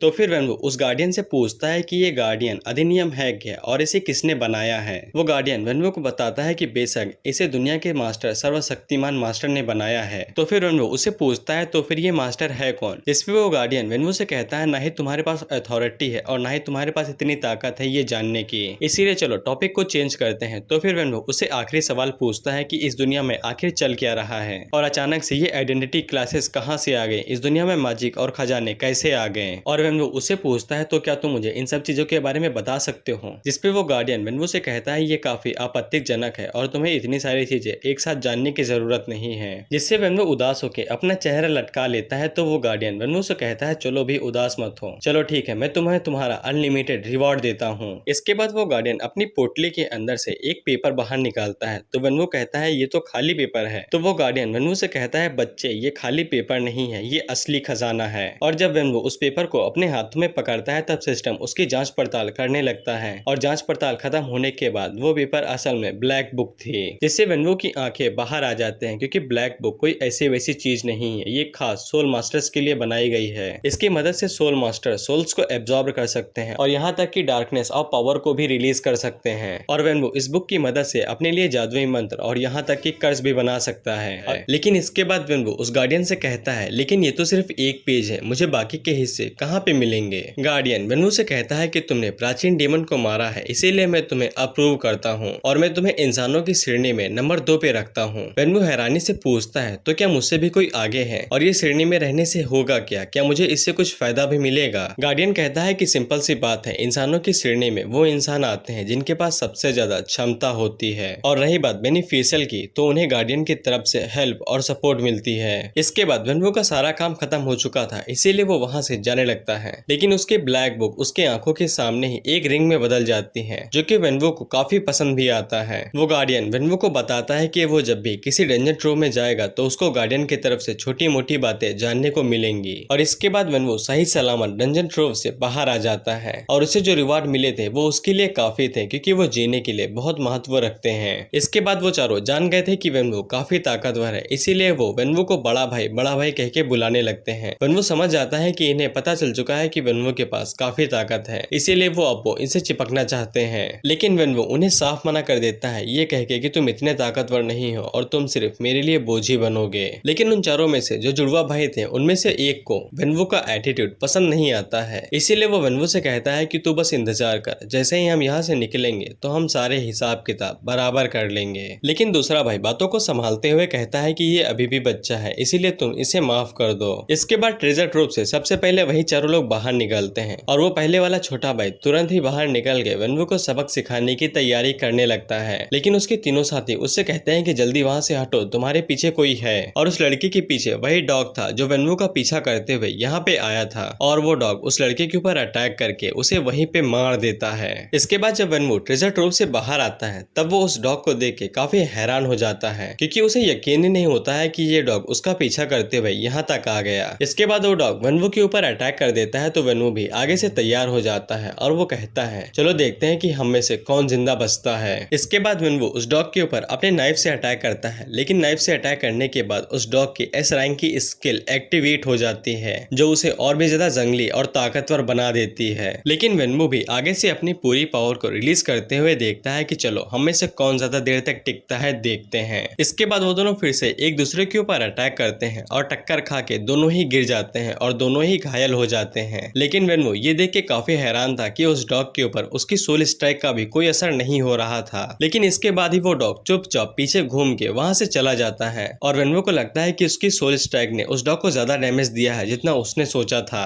तो वेनवू उस डॉग से कहता है, ठीक है आज के लिए मैं तुम्हें छोड़ ही दे रहा हूँ, लेकिन अगर तुम दोबारा मेरा पीछा करते हुए मेरे पास आए तो वो दिन तुम्हारी जिंदगी का आखिरी दिन होगा। इसके बाद वेनवू जल्दी से एक्सचेंज पिलर की तरफ जाने लगता है, क्योंकि उसे अपना जल्दी से लेवल अप करना है। लेकिन तभी उसे रास्ते के बीच ही में अजीब सी आवाज आने लगती है और जब वो पीछे पलट कर देखता है तब वो डॉग डर के मारे भागते हुए उसकी तरफ आ रहा था, क्योंकि उस डॉग का पीछा और कोई नहीं बल्कि सिम्बा कर रहा था। इसके बाद सिम्बा उस डॉग के ऊपर अपनी लेजर बीम से अटैक करता है, जिससे वो डॉग तो बच जाता है, लेकिन वो लेजर बीम जाके वेनवू को लगती है और वेनवू उससे डॉज नहीं कर पाता। वेनवू अपने मन में सोचता है कि ये साला कुत्ता डॉग मेरे पीछे आ गया और सिम्बा को भी मेरे पीछे लगा गया। और इसके बाद वेनवू को उसकी आंखों के सामने सिर्फ एक ही उम्मीद दिखाई देती है, जो कि एक्सचेंज पिलर। इसीलिए वेनवू अपनी पूरी दम लगा के उसकी तरफ भागने लगता है और सिम्बा भी उन दोनों को भागते हुए देख लेता है, इसीलिए वो भी उन दोनों के पीछा करते हुए उनके ऊपर अटैक कर देता है। लेकिन तब तक वेनवू एक्सचेंज पिलर के अंदर चला ही जाता है, जिसके बाद सिम्बा गुस्से के मारे वहीं पे खड़ा होके दहाड़ने लगता है। इसके बाद सिम्बा पलट के उस डॉग की तरफ देखता है, जिससे उस डॉग की फट जाती है। इसके बाद वेनवू अंदर आके कहता है कि अगर मैं थोड़ा सा भी धीरे होता तो मेरे टुकड़े टुकड़े हो जाते हैं। और इसके बाद वेनवू अपने लेवल अप के ट्रायल को करने की सोचता है और उसकी पिछली लाइफ की तरह ये ट्रायल बिल्कुल सेम था। लेकिन वेनवू ये भी सोचता है कि जब वो यहाँ से बाहर निकलेगा तब सिम्बा उसका इंतजार कर रहा होगा, तब वेनवू करेगा क्या। और इसके बाद वेनवू के लेवल अप ट्रायल के लिए वहाँ पे फाइनल बॉस को लाया जाता है, जो कि किलर रैबिट था, और वेनवू भी उसके साथ फाइट करने को रेडी हो जाता है। इसके बाद सिस्टम वेनवू को बताता है क्योंकि वो एक इंसान है, इसीलिए उसे कम से कम 5 मिनट तक बॉस के साथ टिकना पड़ेगा। अगर वो इस चैलेंज को फेल करता है तो वो 10 दिनों तक इसके ऊपर दोबारा पार्टिसिपेट नहीं कर सकता है। इसके बाद वो रैबिट बॉस वेनवू के ऊपर अटैक करता है तो वेनवू भी आगे से उसके ऊपर अपने नाइफ से अटैक करता है। और क्योंकि वेनवू अपनी पिछली जिंदगी में पहले भी इस तरह के कई ट्रायल सिग्नल्स दे चुका है, इसीलिए उसे अच्छे से पता है कि बॉस के कौन कौन से मूव है और कौन कौन सी स्किल है। इसके बाद बॉस वेनवो के पीछे जाके उसके ऊपर आइस एरो से अटैक करता है, लेकिन वेनवो उसे बड़े आराम से ही डिफ्लेक्ट कर देता है। इसके बाद वो बॉस वेनवो के ऊपर डबल किक से अटैक करता है, लेकिन वेनवो उसे भी बड़े आराम से डॉज कर लेता है और बॉस के पीछे से उसके ऊपर वॉर करके उसे मार देता है। और इसके बाद वेनवो का लेवल अप कर दिया जाता है और उसके लेवल अप के साथ ही साथ उसके सोल पेट का भी लेवल अप हो जाता है और वेनवो अब यहाँ पे सेकंड लेवल का सोल मास्टर बन चुका है और उसके साथ ही उसका समनिंग पेट भी अब सेकंड लेवल का हो चुका है और उसे एक नई स्किल मिली है जिसकी मदद से उसकी सारी एबिलिटी और मूवमेंट, एजिलिटी, सबकी स्पीड बढ़ गई है। और इसी के साथ ही वेनवो को भी महसूस होने लगता है कि अब वो और भी ज्यादा ताकतवर हो गया है और अब वेनवो अपने लिए सेकंड सोल पेट भी एक्सेप्ट कर सकता है। लेकिन तभी एक्सचेंज पिलर उसे बताता है कि उसे 30 सेकंड के अंदर बाहर फेंक दिया जाएगा। तो वेनवो को चिंता होने लगती है क्योंकि सिम्बा अभी भी बाहर था और वेनवो इन 30 सेकंड के अंदर ही एक नया प्लान सोच लेता है। अब क्योंकि वो म्यूटेटेड डॉग अभी भी बाहर था और वेनवो अपने लिए एक सेकंड बीस्ट समन कर सकता है, इसीलिए वेनवो ये सोचता है कि अब वो उस डॉग को अपना पेट बनाएगा और उसके बजर की स्किल को इस्तेमाल करेगा। लेकिन जब वेनवो बाहर आता है तब उसकी किस्मत इतनी भी खराब नहीं थी क्योंकि सिम्बा अभी भी उस डॉग के पीछे पड़ा हुआ था और उसके ऊपर अटैक कर रहा था। इसके बाद सिम्बा अपने मुंह से उस डॉग के ऊपर लेजर बीम फायर करता है, लेकिन जब वहां से धुआं हटता है तब वो डॉग वहां पे नहीं था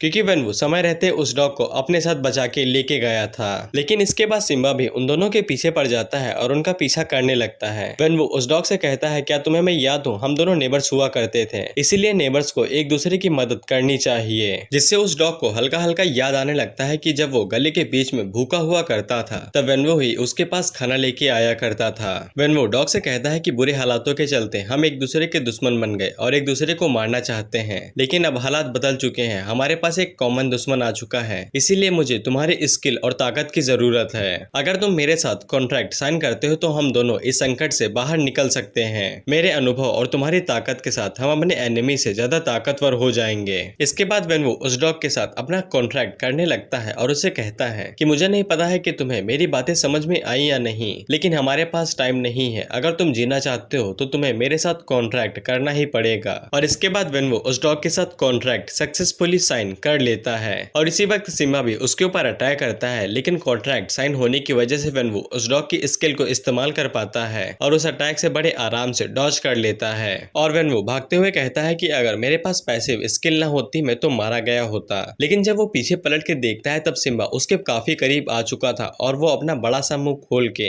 वेनवो और उस डॉग को अपने मुंह के अंदर भरने ही वाला था कि तभी वेनवो टेलीपोर्टेशन स्क्रोल का इस्तेमाल करके पोजीशन चेंज कर लेता है और अटैक से बच जाता है। इसके बाद वेनवो अपना चाकू अपने ही पेट के अंदर घुसा लेता है जिससे उस डॉग की बजर स्किल एक्टिवेट हो जाती है और वेनवो उस डॉग की स्किल का इस्तेमाल करके वहां से जल्दी जल्दी में भाग जाता है। इसके बाद हम उन चारों लड़कों को देखते हैं जिनमें से जुड़वा भाई में से छोटा भाई मारा गया था और उसका बड़ा भाई कसम खा लेता है कि जो भी उसकी मौत के लिए जिम्मेदार है वो हर किसी को मार देगा। इसके बाद हम वेनवो को देखते हैं जो कि इस एरिया को काफी अच्छे से जानता था, इसीलिए वो मौके का फायदा उठा के एक कैबिन में आ जाता है। वेनवो ने कैसे न तैसे सिम्बा को तो धोखा दे दिया था, लेकिन उसका घाव अभी भी काफी गहरा था और उसका खून काफी तेजी से बह रहा था। इसके बाद वेनवो एक हीलिंग पोशन निकालता है और उसे पी लेता है जिससे उसके घाव की ब्लीडिंग रुक जाती है और वो हील होने लगता है। लेकिन वेनवो का घाव जिस रफ्तार से हील हो रहा था उसमें काफी टाइम लगता और तभी वेनवो को ध्यान आता है कि उसके डॉग यानी कि वन आइड रिकवरिंग स्किल जरूर होगी, इसीलिए वो उसकी स्किल का इस्तेमाल करके खुद को हील करने लगता है। और हाँ, इस डॉग का नाम वन आइड है। इसके बाद जब वेनवो अपने वुंड्स को देखता है तब उसके वुंड्स काफी जल्दी से हील हो रहे थे। इसके बाद वेनवो फैसला करता है कि वो आज पूरी रात यहीं पे गुजारेगा जब तक वो पूरी तरीके से हील नहीं हो जाता है। इसके बाद वेनवो वहीं पे सो जाता है और जब अगले दिन उसकी आंख खुलती है तब उसका घाव पूरी तरीके से हील हो चुका था। इसके बाद जब वेनवो साइड में देखता है तब वन आइड भी उसके बगल में खड़ा हुआ था और वो वेनवो को घूर रहा था, लेकिन असल में वन आइड अपनी पूंछ हिलाते हुए वेनवो को प्यार करने लगता है और वेनवो ये देख के काफी शौक हो चुका था कि वन आइड की जितनी भी पसलियां टूटी थी वो फिर से ग्रो हो गई थी। इसके बाद जब वेनवो वन आइड को छूता है तब उसे पता चलता है कि सोल मास्टर और सोल पेट का रिश्ता किसी नौकर या मालिक की तरह नहीं होता है और जब वो दोनों एक साथ रिकवर हो रहे थे तब उन दोनों ने बीच में काफी अच्छा कनेक्शन भी बना लिया है। इसके बाद वेनवो वन आइड से कहता है कि हम दोनों फ्यूचर में एक साथ रहेंगे और एक दूसरे के ऊपर भरोसा करेंगे जब तक कि इतने ताकतवर नहीं हो जाते हैं कि सिम्बा से अपना बदला ले सकें। लेकिन तभी कैबिन के अंदर बहुत सारे ज़ॉम्बीज आ जाते हैं और वो सभी उन दोनों के ऊपर अटैक करने लगते हैं। वेनवो और वन आइड भी तैयार हो जाता है फाइट फाइट करने के लिए, लेकिन तभी कोई वहां पे कार लेके घुसता है और उन सारे ज़ॉम्बीज को मार देता है। इसके बाद जब वेनवू बाहर आके देखता है तब बाहर कुछ लोग थे जो कि ज़ॉम्बीज को पकड़ने के लिए आए थे, और उन सभी में से एक बंदा जो काफी अच्छे दिल का था वो वेनवू को देख के उसे सर्वाइवर समझता है और उसे अपने साथ ले चलने को कहता है, जिसपे वेनवू भी मान जाता है क्योंकि वेनवू को वैसे भी यहाँ से निकलना है कैसे न तैसे। इसके बाद जब वेनवू उन लोगों के पास जाता है तब वो बंदा उन लोगों से कहता है कि तुम्हारी किस्मत ज्यादा अच्छी है क्योंकि हमने तुम्हें ढूंढ लिया, नहीं तो तुम काफी मुसीबत में पड़ सकते थे। इसके बाद वो सभी लोग देखते हैं कि ज़ॉम्बीज उनकी कार को घेरने लगे हैं। तब वो बंदा अपने ड्राइवर वूजी से कहता है कि तुम क्या कर रहे हो, हमें यहाँ से जल्दी बाहर निकालो। जिसके बाद जोजी बाहर निकालता है और गाड़ी को आगे बढ़ाने लगता है, और वही बंदा जो कि अभी वेनवू के साथ बात कर रहा था वो फिशिंग नेट बाहर निकालता है और उसकी मदद से आने वाले जितने भी ज़ॉम्बीज थे उन सभी को पकड़ लेता है। और वेनवू इस टेक्निक को देख के काफी हैरान हो गया था क्योंकि उसने पिछली लाइफ में बस इसके बारे में सुना था कि ऐसे जाल का इस्तेमाल तब किया जाता है कि जब ज़ॉम्बीज 0 लेवल पे होते हैं। और वेनवू ने कभी भी नहीं सोचा था कि एपोकलिप्स के दौरान लोग इतने जल्दी इनका इस्तेमाल ज़ॉम्बीज पकड़ने के लिए करने लगेंगे। इसके बाद वो बंदा वेनवू को बताता है कि हमारे कैंप में ऐसे बहुत से लोग हैं जिनको अभी तक क्लासेस नहीं मिली हैं, इसीलिए हमें ज़ॉम्बीज को पकड़ के वहाँ पे ले जाना पड़ता है ताकि वो सभी लोग अपनी कॉम्बैट की प्रैक्टिस कर सके और एक्सपीरियंस को गेन कर सके। इसके बाद वो बंदा वन नाइट को देख के वेनवू से पूछता है कि तुम्हारा पेट काफी दिलचस्प है, क्या तुम हमें बताओगे कि तुम्हें ये कैसे मिला। जिसपे वेनवू उन्हें हिडन प्रोफेशन के बारे में बता देता है, जिसपे एक बंदा जिसने अभी तक इसके बारे में नहीं सुना था वो शौक के पूछता है कि ऐसी दुनिया में ऐसी चीजें भी होती हैं। इसके बाद वो बंदा वेनवू से कहता है कि तुम्हें देख के ऐसा लगता है कि तुम काफी लकी हो, लेकिन तुम्हें देख के ऐसा भी लगता है कि तुम काफी चीजों से गुजरे हुए हो, तो वैसे तुम कहाँ से आए हो, क्या तुम हमें बताओगे। वेनवू उसे बताता है कि वो पास ही की सिटी में था। इसके बाद सिम्बा ने उसका पीछा किया और वेनवू ने अपनी जान छुड़ा के एक ऐसी जगह पे छुप गया जब तक वो रिकवर ना हुआ। इसके बाद वेनवू उसे अपना नाम बता के अपने आप को इंट्रोड्यूस करवाता है, जिसपे वो बंदा भी अपने आप को सुनरोई बता के इंट्रोड्यूस करवाता है। इसके बाद वो बंदा वेनवू से कहता है कि तुम्हें चिंता करने की जरूरत नहीं है, हमारे पास गाड़ी थी इसीलिए हमने तुम्हारी मदद की और हर किसी को एक दूसरे की मदद करनी ही चाहिए था। इसके बाद जब वो लोग अपने बेस पे पहुंचते हैं तब वेनवू उनके बेस को देख के काफी हैरान हो गया था क्योंकि इतने बुरे हालातों के बावजूद उनका बेस काफी अच्छा था और चारों तरफ स्टील की दीवारें लगी हुई थी और उनके बेस के अंदर बहुत सारे लोग रहते भी हैं। इसके बाद वो सारे लोग रुई को आते हुए देख के काफी खुश हो जाते हैं और वो ये भी कहते हैं कि रुई अपने साथ काफी ज़ॉम्बीज लेके आया है। दरअसल रुई उनके लिए एक लीडर की तरह था जो उनका काफी ख्याल रखता है। वेनवू रुई से पूछता है कि ये वही गैदरिंग प्लेस है जिसके बारे में तुम बात कर रहे थे। रुई वेनवू को बताता है कि ज़ॉम्बी एपोकलिप्स शुरू होने से पहले वो एक ट्रक चलाया करता था, लेकिन ज़ॉम्बी एपोकलिप्स के बाद बहुत सारे लोग मारे गए, इसीलिए उसने अपने सारे पड़ोसियों को यहाँ पे इकट्ठा किया और इसे एक बेस बना दिया। इसके बाद रुई वेनवू से कहता है कि तुमने कहा था कि तुम सिटी से होके आए हो, तो क्या तुम मुझे बता सकते हो कि वहाँ के हालात कैसे हैं। दरअसल रुई को लगता है कि गवर्नमेंट उनके लिए कोई शेल्टर या फिर रेफ्यूजी बनाएगी जिससे लोगों की जान बचाई जा सके। वेनवू कह तो देता है कि हाँ ऐसा लगता जरूर है, लेकिन वो मन में सोचता है कि गवर्नमेंट ऐसा कुछ भी नहीं करेगी क्योंकि पहले ही 20% ज़ॉम्बी एपोकलिप्स की जो डिमोनिक एनर्जी है वो इंसानों में फैल चुकी है और आधे से ज्यादा ज़ॉम्बीज तो ऐसे ही बन चुके हैं और उससे दुगनी तादाद में म्यूटेटेड बीस्ट हैं जो कि दुनिया के ऊपर राज करने की फिराक पे हैं। और अगर इन्हें लगता है कि ये छोटा सा बेस बना के जिंदा रह सकते हैं तो ये इनका भ्रम है और कुछ भी नहीं। इसके बाद रुई उन लोगों से कहता है कि जब हम सिटी की तरफ जा रहे थे तब रास्ते के बीच में काफी ज़ॉम्बीज थे, इसीलिए हमारे पास वापस आने के सिवा और कोई चॉइस नहीं थी, लेकिन रास्ते के बीच ही में हम एक सर्वाइवर से मिले जो कि एक प्रोफेशनल है और हमें लगता है कि उसके पास हमारे लिए कोई गुड न्यूज हो सकती है क्योंकि सरकार हमारे ऊपर इतनी जल्दी गिव अप नहीं करेगी। इसके बाद रुई वेनवू से कहता है ब्रदर वेन जल्दी से बताइए कि वहाँ पे हालात कैसे हैं, जिसपे वेनवू सीधी बात नो बकवास कह देता है कि सरकार उनके लिए कुछ भी नहीं करेगी और सिटी की हालात तो यहाँ से भी ज्यादा गंभीर हैं, जिसपे कुछ लोगों को वेनवू की बातों के ऊपर विश्वास ही नहीं होता है और वो कहते हैं कि सरकार हमें अकेला नहीं छोड़ेगी। जिसपे वेनवू उनसे कहता है कि तुम्हें विश्वास करना है तो करो, नहीं तो ना करो, लेकिन ये सब कुछ सच है। जिसके बाद बहुत सारे लोग रुई से कहने लगते हैं कि हमें सिटी वापस लेके चलो क्योंकि मुझे पूरा यकीन है कि सरकार उन ज़ॉम्बीज को मार सकती है। जिसपे रुई अंकल सुन से कहता है ठीक है हम इसके बारे में बाद में बात करेंगे। इसके बाद हम लोग दो लोगों को बातें करते हुए देखते हैं जो इस बारे में बात कर रहे थे कि रुई कल यहाँ से जा रहा है, इसीलिए हमारे पास एक अच्छा मौका है कि हम इस जगह के ऊपर कंट्रोल कर सकते हैं। जिसपे वो बंदा दूसरे से कहता है क्या हो अगर रुई वापस आ गया। जिसपे कोट वाला बंदा कहता है कि वो वापस कभी नहीं आएगा, लेकिन वेनवू की नजरें कुछ ज्यादा ही तेज थी इसीलिए वो उन दोनों को देख लेता है और उन दोनों को भी पता चल जाता है कि वो किसी की नजरों में आ चुके हैं, लेकिन उन्हें इससे कोई भी दिक्कत नहीं थी क्योंकि वो सोचते हैं अगर कोई भी उनके प्लान के बीच में आया तो वो मारा जाएगा। इसके बाद रुई वेनवू से कहता कहता है कि इनकी बातों को दिल पे मत लेना, जिसपे वेनवो उससे कहता है कोई ना, वैसे भी मुझे कोई फर्क नहीं पड़ता है। इसके बाद वेनवो रोय से पूछता है तो फिर तुम यहाँ पे कब से रह रहे हो, जब से तुम छोटे थे? रोय कहता है हाँ, और मैं यहाँ पे अच्छा सा ट्रांसपोर्टिंग बिजनेस करता था, लेकिन ज़ॉम्बी एपोकलिप्स के आने के बाद सब कुछ बिगड़ गया और मुझे ये भी नहीं पता है कि मेरी बेटी के हालात कैसे होंगे, जो कि यांजिंग सिटी की यूनिवर्सिटी में पढ़ रही है। वेनवो वहाँ से जाते हुए कहता है कि चिंता न करो, मुझे पूरा यकीन है कि वो बिल्कुल ठीक होगी। इसके बाद रोय वेनवो से कहता है कि वो किसी काम से बाहर जा रहा है, इसीलिए वो चाहता है कि वेनवो यहाँ पे रह के उसके लोगों की रक्षा करे जब तक वो वापस नहीं आ पाता, जिसके लिए वेनवो मान जाता है और वो कहता है ठीक है, मुझे कोई भी दिक्कत नहीं है, लेकिन तुम्हें जल्दी वापस आना पड़ेगा क्योंकि मेरे पीछे म्यूटेटेड बीस्ट यहाँ पे आ सकता है। इसके बाद हम लोग उसी कोट वाले बंदे को देखते हैं जिसने अपनी पूरी तैयारी कर ली थी और वो अपने लोगों से कहता है कि रुई कानून को नजरअंदाज करते हुए यहाँ का राजा बनना चाहता है, इसीलिए हमें कैसे भी करके उसे रोकना होगा। इसके बाद हम उसी अंकल सुन को देखते हैं जो उस बंदे से कहता है कि तुम चिंता ना करो, भले ही मुझे अपनी जिंदगी दांव पे लगाने पड़े, मैं तब भी रुई को जिंदा वापस नहीं आने दूंगा। जिसपे वो बंदा अंकल सुन को एक लाइट देता है जिससे वो उस कार के अंदर धमाका कर सके और रुई वहीं पे मारा जाए। जिसके बाद दूसरा बंदा उससे पूछता है क्या तुम्हें पूरा यकीन है कि ये बुढ़ा ये काम कर लेगा? जिसपे वो बंदा कहता है कि मैं इस टाउन का ऑफिशियल मेयर हूँ, इसीलिए वो मेरे ऊपर विश्वास करता है और वो इस काम को पक्का करेगा। रुई काफी मेहनत करता है इन सभी लोगों को सेफ रखने के लिए, लेकिन ये काफी दुख की बात है कि उसे उतनी जल्दी धोखा मिल गया। जिसके बाद हम उस बंदे के साथ रुई के ड्राइवर को देखते हैं जिसने रुई को धोखा दे दिया है। वो ड्राइवर रुई से कहता है कि अगर वो यहाँ पे वापस आ गया तो वो सारी चीजों के ऊपर फिर से कंट्रोल ले लेगा,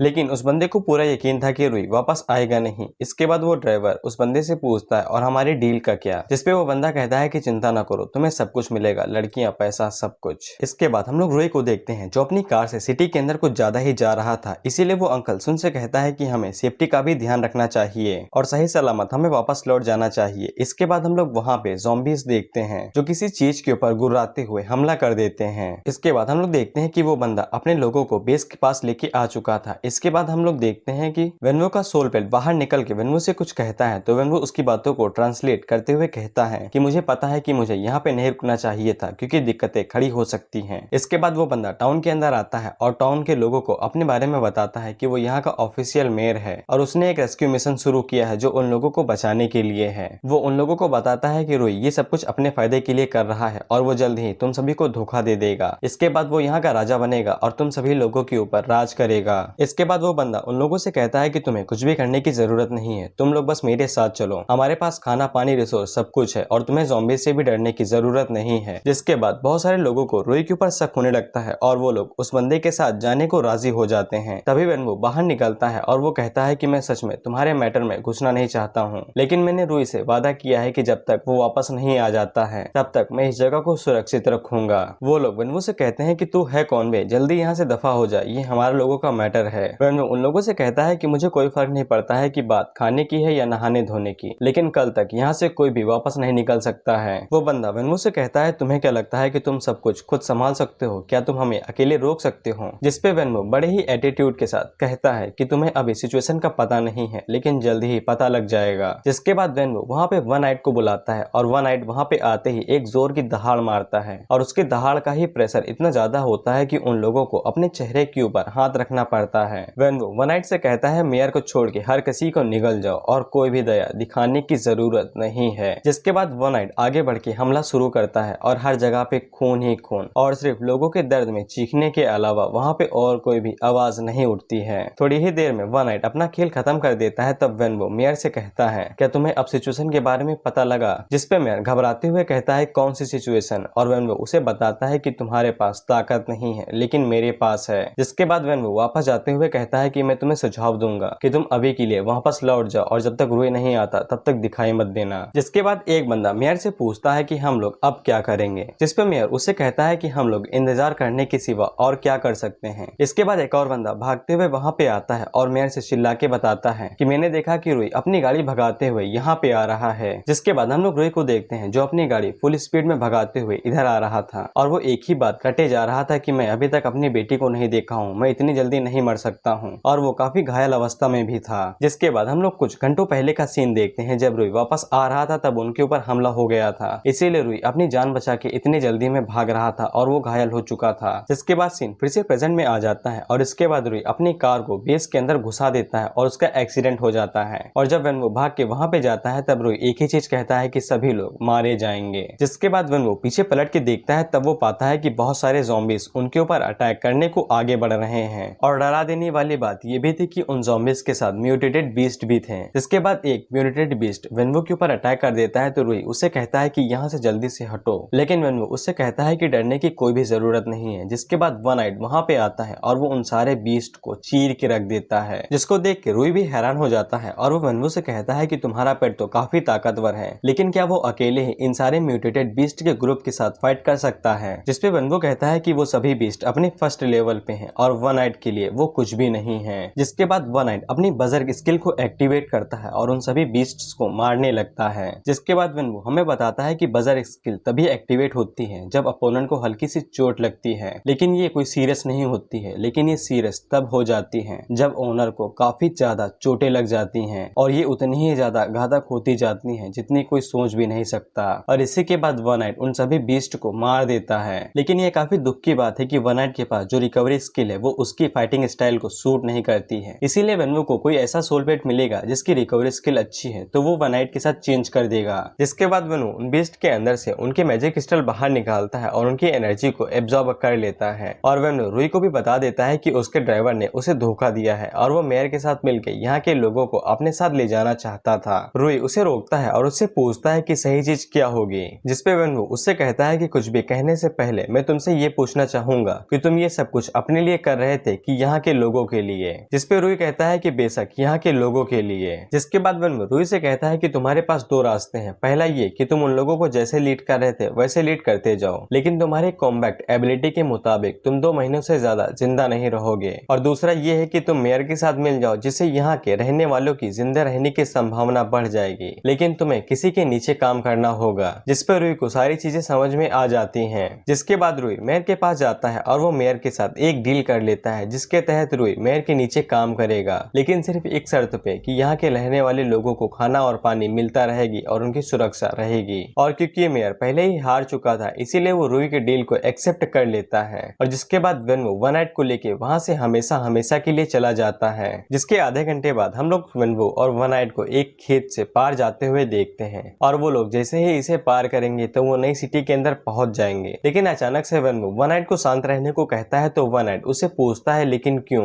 जिसके बाद वेन्वो वन आइड से कहता है कि हमें किसी भी हालात में इसके पार जाना ही है, तो फिर तुम आगे जाके चीजों को चेक क्यों नहीं करते हो। जिसपे वन आइड कहता है बॉस कहे तुम मुझे मारने की तो कोशिश नहीं कर रहे हो। जिसपे वेन्वो उसके सर को सहलाते हुए कहता है कि तुम चिंता ना करो, मैं तुम्हें कुछ भी होने नहीं दूंगा। लेकिन वन आइड को अभी भी वेन्वो के ऊपर भरोसा नहीं होता है, लेकिन वो फिर भी आगे जाके चेक करता है। लेकिन जैसे ही वो आगे जाता है तो उसे जंगली पेड़ जो कि म्यूटेटेड थे वो उसे पकड़ लेते हैं और वेन्वो समझ जाता है कि जैसा उसने सोचा था कि आगे का रास्ता खतरनाक होगा तो वो बिल्कुल सही था। और जिसके बाद वन आइड वेन्वो की तरफ मासूमियत से देखने लगता है तो वेन्वो अपने सेकंड सोल रियलम को ओपन करता है, जिससे वन आइड टेलीपोर्ट होके वेन्वो के पास आ जाता है। जिसके बाद वेन्वो वन आइड की तारीफ कर ही रहा था, लेकिन उसके बाद ही वो पौधे वेन्वो के ऊपर अटैक कर देते हैं। लेकिन वेन्वो अपने नाइफ के साथ उन्हें काट देता है और बड़ी मुश्किल से ही डॉज कर पाता है, जिससे वेन्वो समझ जाता है कि इन पौधों की लिमिट है और ये 10 मीटर से आगे हमला नहीं कर सकते हैं। जिसके बाद वेन्वो वन आइड से कहता है कि जाओ अलग अलग डायरेक्शन से चेक करो और इसके बाद वन आइड आगे जाता है, लेकिन वो पौधे अचानक से बाहर निकालते हैं और वो फिर से वन आइड को पकड़ लेते हैं। जिसके बाद वेन्वो फिर से वन आइड को अपने पास टेलीपोर्ट कर लेता है। जिसके बाद वेन्वो को समझ में आ जाता है कि भले ही इन पौधों की कोई रेंज है, लेकिन ये जमीन के जरिए कहीं भी आ जा सकते हैं और ये पौधे लगातार बढ़ते रहेंगे जब तक ये यूरी की टाउन के ऊपर पूरी तरीके से कब्जा नहीं कर लेते हैं। जिसके बाद वेन्वो बेहद ही खतरनाक लेकिन कमीना प्लान सोचता है। और मैं इसे कंटिन्यू करूं उससे पहले बता दूं कि अब ये कैरेक्टर बहुत बुरे बुरे काम करेगा, इसीलिए दिल को संजो के रख लो।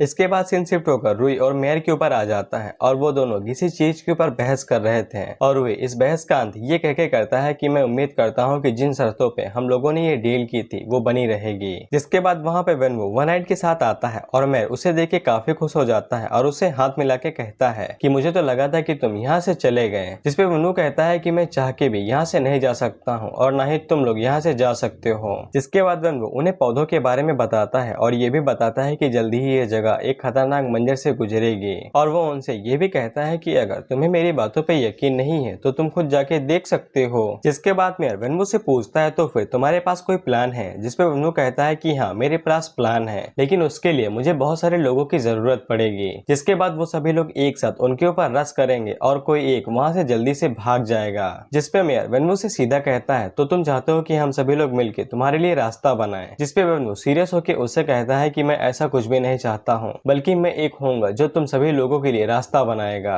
जिसके बाद वेनवू मेयर को बताता है कि वो रास्ते को लीड करेगा और बाकी सभी लोग उसे फॉलो करेंगे। जिसमें बहुत सारे लोग पेड़ों के हाथों मारे जाएंगे, लेकिन कुछ लोग होंगे जो उन पेड़ों को भी मार देंगे। लेकिन ये सब कुछ सिर्फ इस बात के ऊपर निर्भर करता है कि उनकी कैपेबिलिटी क्या है, इसीलिए उनका जिंदा रहना उनकी काबिलियत के ऊपर निर्भर करता है। और वेनवू अपने मन में सोचता है चाहे लीड करना हो या टीम के पीछे रहना हो, इससे मेरा कोई भी नाता नहीं है, लेकिन लीड करना ज्यादा अच्छा सुनाई देता है और मैं इसी के साथ ही किसी को भी आसानी से बलि का बकरा बना सकता हूँ। लेकिन मेयर वेनवू से कहता है कि मैं तुम्हारे ऊपर विश्वास करता हूँ, लेकिन तुमने जो कुछ भी कहा है इसके ऊपर विश्वास करना काफी मुश्किल है, क्योंकि हमारा टाउन काफी बड़ा है और उसको ज़ॉम्बी मुश्किल से ही घेर सकते हैं। लेकिन तुम जिन पौधों के बारे में बात कर रहे हो वो ज़ॉम्बी से ज्यादा थोड़ी ना होंगे। जिसके बाद अगले ही पल रुई अपनी कार लेके उस जगह के अंदर घुसता है और वो रुई को बताता है कि हमारे एल लग चुके हैं, क्योंकि प्लांट्स ने हमें चारों तरफ से घेर लिया है। और रुई मेयर से कहता है कि हमें कुछ तो करना होगा, नहीं तो हम सभी मारे जाएंगे। जिससे मेयर को वेनवू की बातों के ऊपर यकीन हो जाता है और वो वेनवू के प्लान के साथ जाने को ओके होता है। जिसके बाद मेयर वेनवू को बताता है कि हमारे पास 300 लोग हैं और उनमें से आधों ने अभी तक अपने प्रोफेशन को चेंज नहीं किया है। इस पे वेनवू कहता है तो फिर ठीक है, अगर वो मारे भी जाते हैं तो कोई दिक्कत नहीं है। इसके बाद हम उन सभी लोगों को मीटिंग पे देखते हैं जो वेनवू के प्लान के ऊपर प्रोसीड करने के बारे में बात कर रहे थे। लेकिन रुई इस बात के साफ खिलाफ था कि उन्हें बच्चों और बूढ़ों को तो छोड़ देना चाहिए। जिसपे वेनवू रुई से कहता है कि जिंदगी हर किसी के लिए बराबर नहीं होती है और अगर तुम्हें किसी को दोष देना ही है तो उन लोगों को दो जो इतने कमजोर है कि खुद की रक्षा ही नहीं कर सकते, और अगर तुम्हें दोष और भी किसी को देना है तो तुम इस दुनिया को दे सकते हो जो इतनी घिनौनी है। लेकिन रुई अभी भी नहीं मान रहा था, तो वो कहता है कि हमें बूढ़ों और बच्चों को कम से कम गाड़ी से आगे भिजवा देना चाहिए। जिसपे वेनवू ये कह के मना कर देता है कि हमें ऐसे लोग चाहिए जो उन प्लांट्स का ध्यान अपनी तरफ खींचे, और अगर हम किसी को गाड़ी से भेज देंगे तो उनका ध्यान खींच ही नहीं पाएगा। और इसके बाद वेनवू एक आखिरी सवाल रुई से पूछता है, क्या उसकी जिंदगी दूसरों की जिंदगी से ज्यादा मायने रखती है? क्या वो खुद को किसी को बचाने के लिए बलिदान कर सकता है? जिस पे रुई कुछ भी नहीं कह पाता है और इसके बाद ये डील हो जाती है कि हर कोई वेनवू के प्लान के साथ ही प्रोसीड करेगा।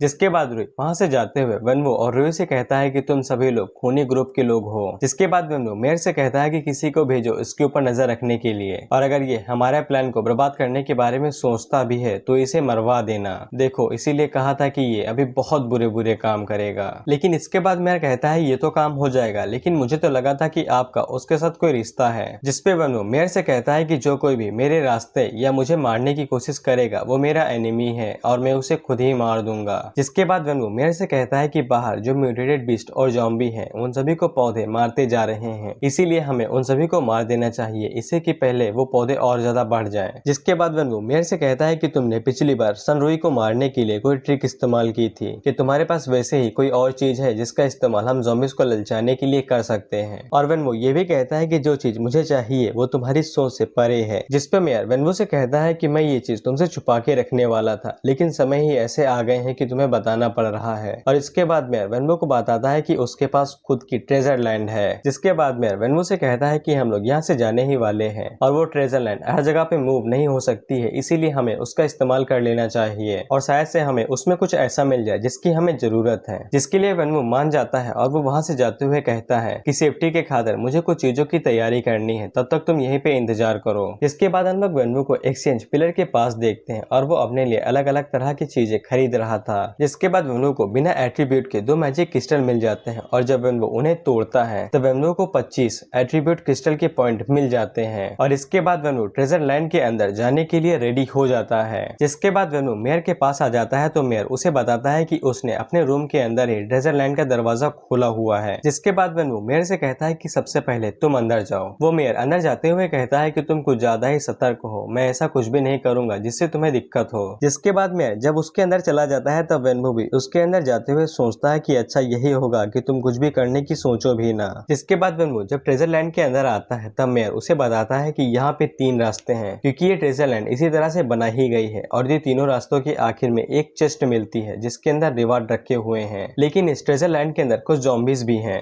इसके बाद वेनवू जाके एक चेस्ट को खोलता है और मन में यही कहता है कि प्लीज मुझे निराश मत करना। लेकिन जब वो चेस्ट को खोलता है तब उसे कोई भी काम की चीज नहीं मिलती मिलती है, बल्कि वो तो बस एक कचड़ा था। जिसके बाद वेनवू निराश होकर मेयर से कहता है कि तुम जाके किसी ऐसे को लाओ जिसके पास प्रोफेशन हो और वो आके इस चेस्ट को खोलेगा, और तब तक वेनवू जितने भी ज़ॉम्बीज यहाँ पे बचे हुए हैं उन सभी को खत्म करता जाएगा। इसके बाद वेनवू वहाँ पे जितने भी ज़ॉम्बीज थे उन सभी को मार रहा था, लेकिन तभी उसके नजर पीछे जाती है तो कोई आ रहा था, तो वेनवू उसके ऊपर भी पीछे घूम के अटैक कर देता है, लेकिन वो असल में मेयर था जो अपने साथ एक बंदे को लेके आया था। और वेनवू उनसे कहता है कि तुम यहाँ पे जब आ रहे थे तो तुमने मुझसे कहा क्यों नहीं, अभी तो मैं तुम्हारा सर भी काट देता। लेकिन इसके बाद वेनवू उस बंदे से कहता है कि जल्दी जाके चेस्ट खोलो और जो भी मिले सबसे पहले मुझे दिखाना। इसके बाद वो बंदा जैसे ही उस चेस्ट को खोलता है तब उसके अंदर एक किल स्क्रोल था जो काफी कीमती था, और वेनवू उसे कहता है कि जल्दी से इसे मेरे हवाले कर दो। लेकिन वो बंदा स्क्रोल को लेके वहां से भागने लगता है, ये कह के कि ये मेरा है क्योंकि मैंने इसे पाया है। लेकिन वेनवू एक ही झटके में उसके गले को काट देता है और कहता है कि मेरी चीजें चुराने की कोशिश करना यानी कि मौत को गले लगाना। इसके बाद वेनवू जब उस स्क्रोल को खोलता है तब उसके अंदर स्पेस टाइप की एबिलिटी थी जिससे वेनवू किसी भी चीज के आर पार जा सकता है, लेकिन इसके लिए ओनर की एनर्जी कंज्यूम होगी और जितनी ज्यादा टफ चीज होगी उतनी ही ज्यादा एनर्जी कंज्यूम होगी।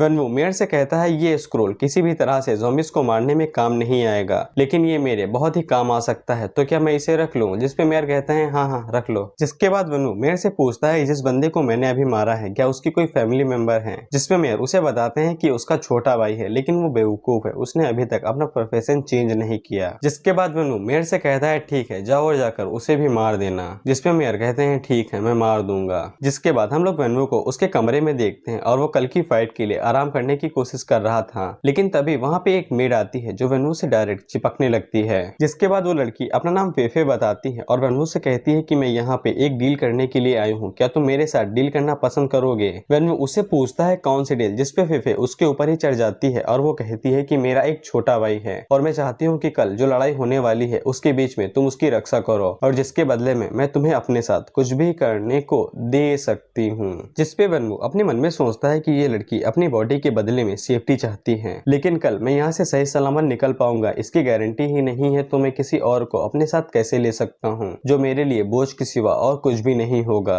और वेनवू इसीलिए उस डील को मना कर देता है, जिसपे वो लड़की वेनवू से रिक्वेस्ट करते हुए कहती है कि प्लीज मेरे डील को एक्सेप्ट कर लो, मुझे अपने भाई की जान बचानी है और मैं तुम्हारे लिए कुछ भी करूंगी। लेकिन वेनवू वन नाइट का इस्तेमाल करके फेफे को वहां से डरा के भगा देता है। इसके बाद अगली सुबह उन सभी लोगों को इकट्ठा किया जाता है और उन्हें बताया ही जा रहा था कि तुम लोगों को कैसे क्या करना है, लेकिन तभी वो पेड़ उन लोगों के ऊपर अटैक कर देते हैं और वेनवू ये देख के काफी शौक हो गया था कि ये इतनी जल्द यहाँ तक आ गए। जिसके बाद वहाँ पे भगदड़ मच जाती है और हर कोई इधर उधर भागने लगता है। वो मेयर उनसे कहता है कि मैं तुम्हें दो चॉइसेस दूंगा, एक तो पहले मेरे साथ चल के वहाँ पे फाइट करो और दूसरी कि टाउन में ही रह के अपनी मौत का इंतजार करो। जिसपे जिन लोगों के पास प्रोफेसर नहीं होता है वो ये एक्सेप्ट करते हैं कि वो टाउन में ही रह के इंतजार करेंगे और वो टाउन की तरफ जाने लगते हैं, लेकिन तभी दो लोग आगे बढ़ते हैं और वो अपने हथियार का इस्तेमाल करके उनमें से 2-3 लोगों को मार देते हैं। जिसपे मेयर उनसे कहता है कि तुम लोग हैरान क्यों हो गए, मैंने तुम लोगों को चॉइसेस दी और तुम लोग पीछे रहना चाहते हो तो फिर कोई दिक्कत नहीं है, लेकिन रहो, लेकिन इतना याद रखना कि जो लोग भी पीछे रहेंगे मैं उन्हें खुद मार दूंगा।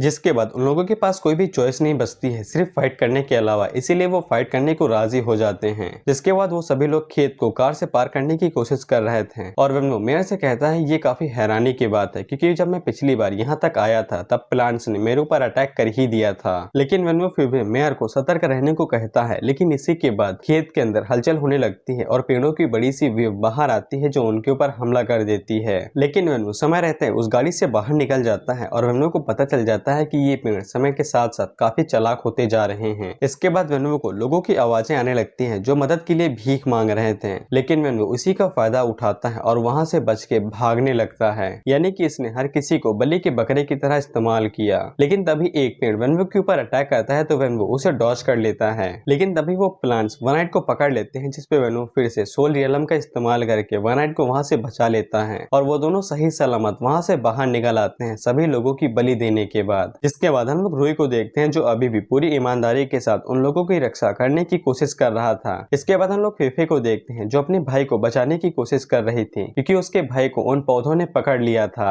और तभी कुछ पौधे फेफे के ऊपर भी अटैक करते हैं, लेकिन तभी वहाँ पे मेयर आते हैं जो फेफे को बचा लेते हैं और वो फेफे के भाई को भी वहाँ से निकाल लेते हैं और कहते हैं मैं तुम्हारी मदद सिर्फ इसलिए कर रहा हूँ क्योंकि तुमने पिछले टाइम में मुझे काफी बार सर्व किया है और वो सर्विस कैसी थी ये तो सिर्फ राइटर ही जानता है। जिसके बाद मेयर फेफे से कहते हैं कि मेरे पास ही रहना और मुझे पीछे पीछे फॉलो करती रहना। और इसी के बाद मेयर अपनी ए रैंक की स्किल शैडो क्लोन का इस्तेमाल करते हैं और वहां से बचते बचाते भागने लगते हैं। इसके बाद हम लोग वेन्वू को देखते हैं जो कि यही सोच रहा था कि पता नहीं कितने लोग अपनी जान बचा के वहां से निकल सकते हैं, लेकिन तभी वो साइड में देखता है तो झाड़ियों के अंदर से 3 लाल लाल आंखें उसे घूरे जा रही थी। और इसी के साथ ही ये एपिसोड यहीं पे खत्म होता है।